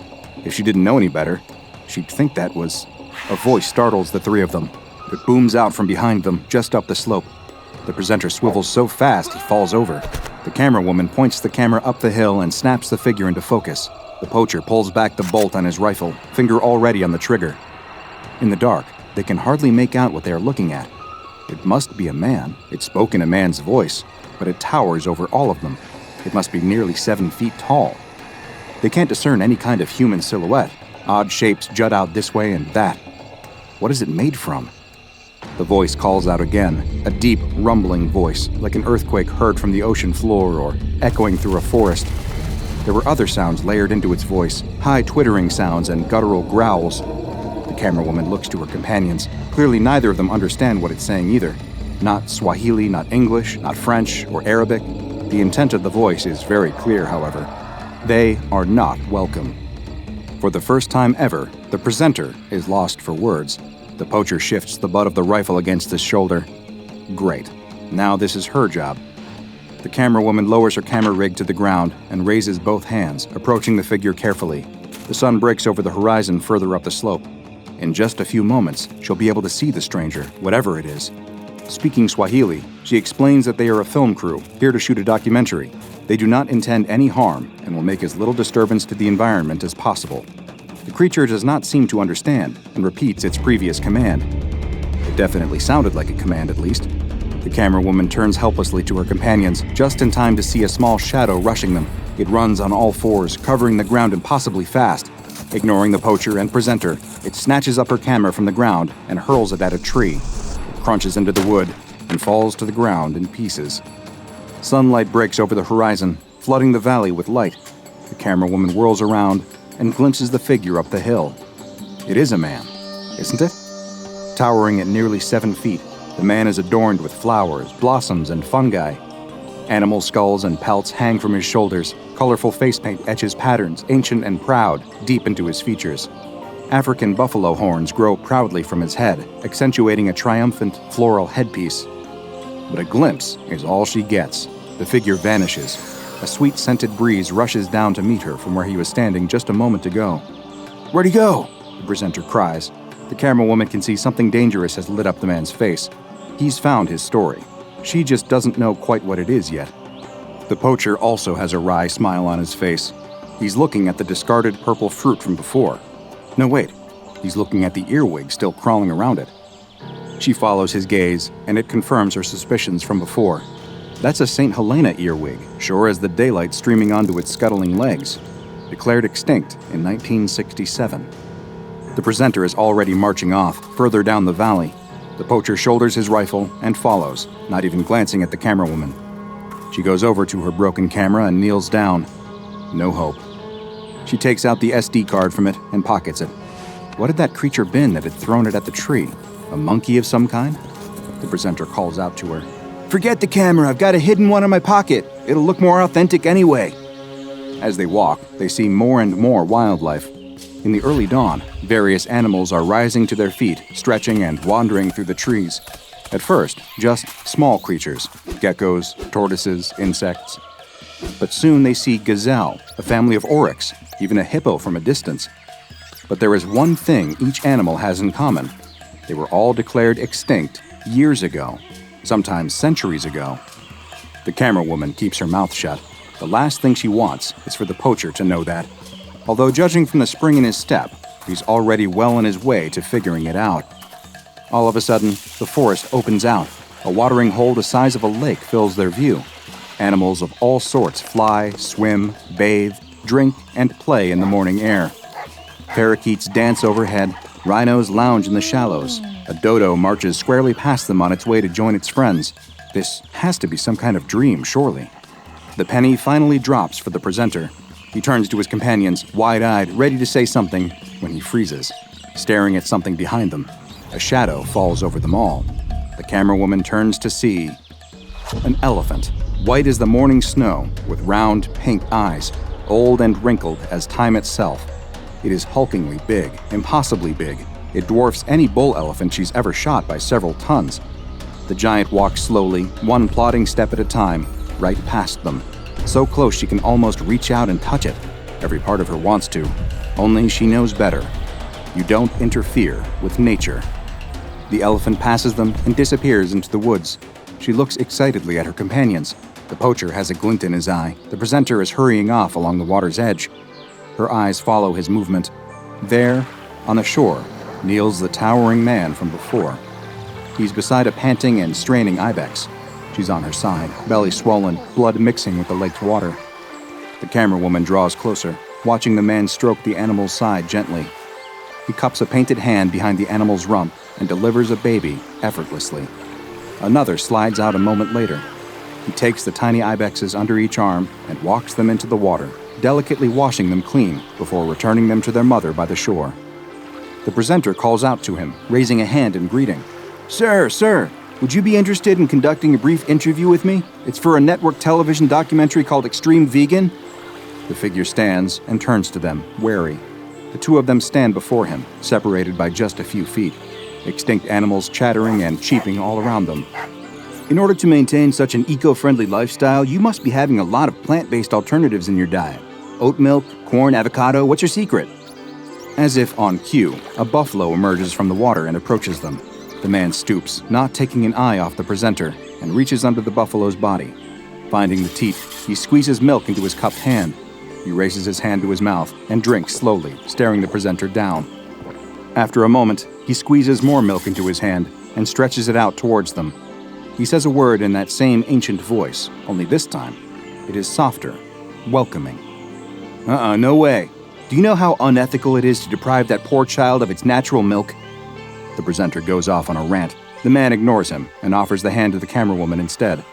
Without thinking, she steps forward and stoops to his hand. She drinks the milk straight from his palm. It's warm and fatty, thick like cream, but totally delicious. She looks into the man's eyes. They are a dark brown, but in the morning light, she catches flecks of gold, green, purple, and blue. The man's voice is even softer as he speaks again. Alaaniwe. His name. That must be the man's name. She raises a hand to her chest, opening her mouth to introduce herself. Bang! The shot rips through the clearing. Animals screech and scatter, stampeding into the trees. Birds fill the sky, alighting from every tree, so much so that they tangle with one another. Camera woman's head whips around. The shot had come from the trees behind them. A roar, louder and more chilling than any animal could produce, swells from Alaaniwe. This time, he doesn't just vanish. It's like he's raptured. Vines and roots shoot up out of the dirt, wrapping around him, creeping into his mouth and eye sockets. They wrench him into the ground with such force, it sends ripples across the lake. A rumbling fills the earth. The presenter cowers by the water's edge. He's useless. The camera woman takes off into the trees, following the sound of the shot. It doesn't take her long to find it. The white elephant lies on its side, rivers of red cascading across its chest, following the ancient furrows of its wrinkled skin. Its breathing stutters and rattles. The poacher stands before the dying animal. He turns to the camera woman, an unhinged grin lighting up his face. He opens his mouth to speak, but from out of his throat bursts a stem, blood spraying high into the air. The camera woman watches in abject horror as the plant grows up through the poacher. Roots ensnare his feet and ankles. The stem pierces his lower back and emerges from his throat. Offshoots stab their way out of his ribcage and temples. In a matter of seconds, it is finished. Pink flowers bloom at the tips, the poacher's corpse suspended like some kind of grotesque puppet. Without a sound, Alaaniwe emerges from the trees and walks past the camera woman, past the poacher's body, and kneels by the elephant. He raises a hand to the creature's wound. The camera woman waits with bated breath. He's going to heal it. She can feel it. That's Alaaniwe's final power. He can save the elephant, surely. But the blood keeps flowing. The elephant's breathing grows fainter until silence fills the clearing. No birds chattering, no breeze to rustle the trees, no more death rattles. Silence. Then, the most heartbreaking sound the camera woman has ever heard. Alaaniwe starts to sob. She's no longer welcome here. This is not her place. Without a word, the camera woman gets to her feet and walks back up the hill and out of the valley. As she walks, she hears footsteps approaching her. The presenter is there, arms laden with fruit and berries. He grins at her, explaining how he's going to take these home and plant them up. Start a smoothie chain called Alaaniwe's. If the first store goes well, they can franchise it, keeping the local feel but expanding to... A root stabs through his throat, interrupting him. A second stabs through his chest, shattering the hidden camera. So much for that smoothie chain. The camera woman doesn't look back.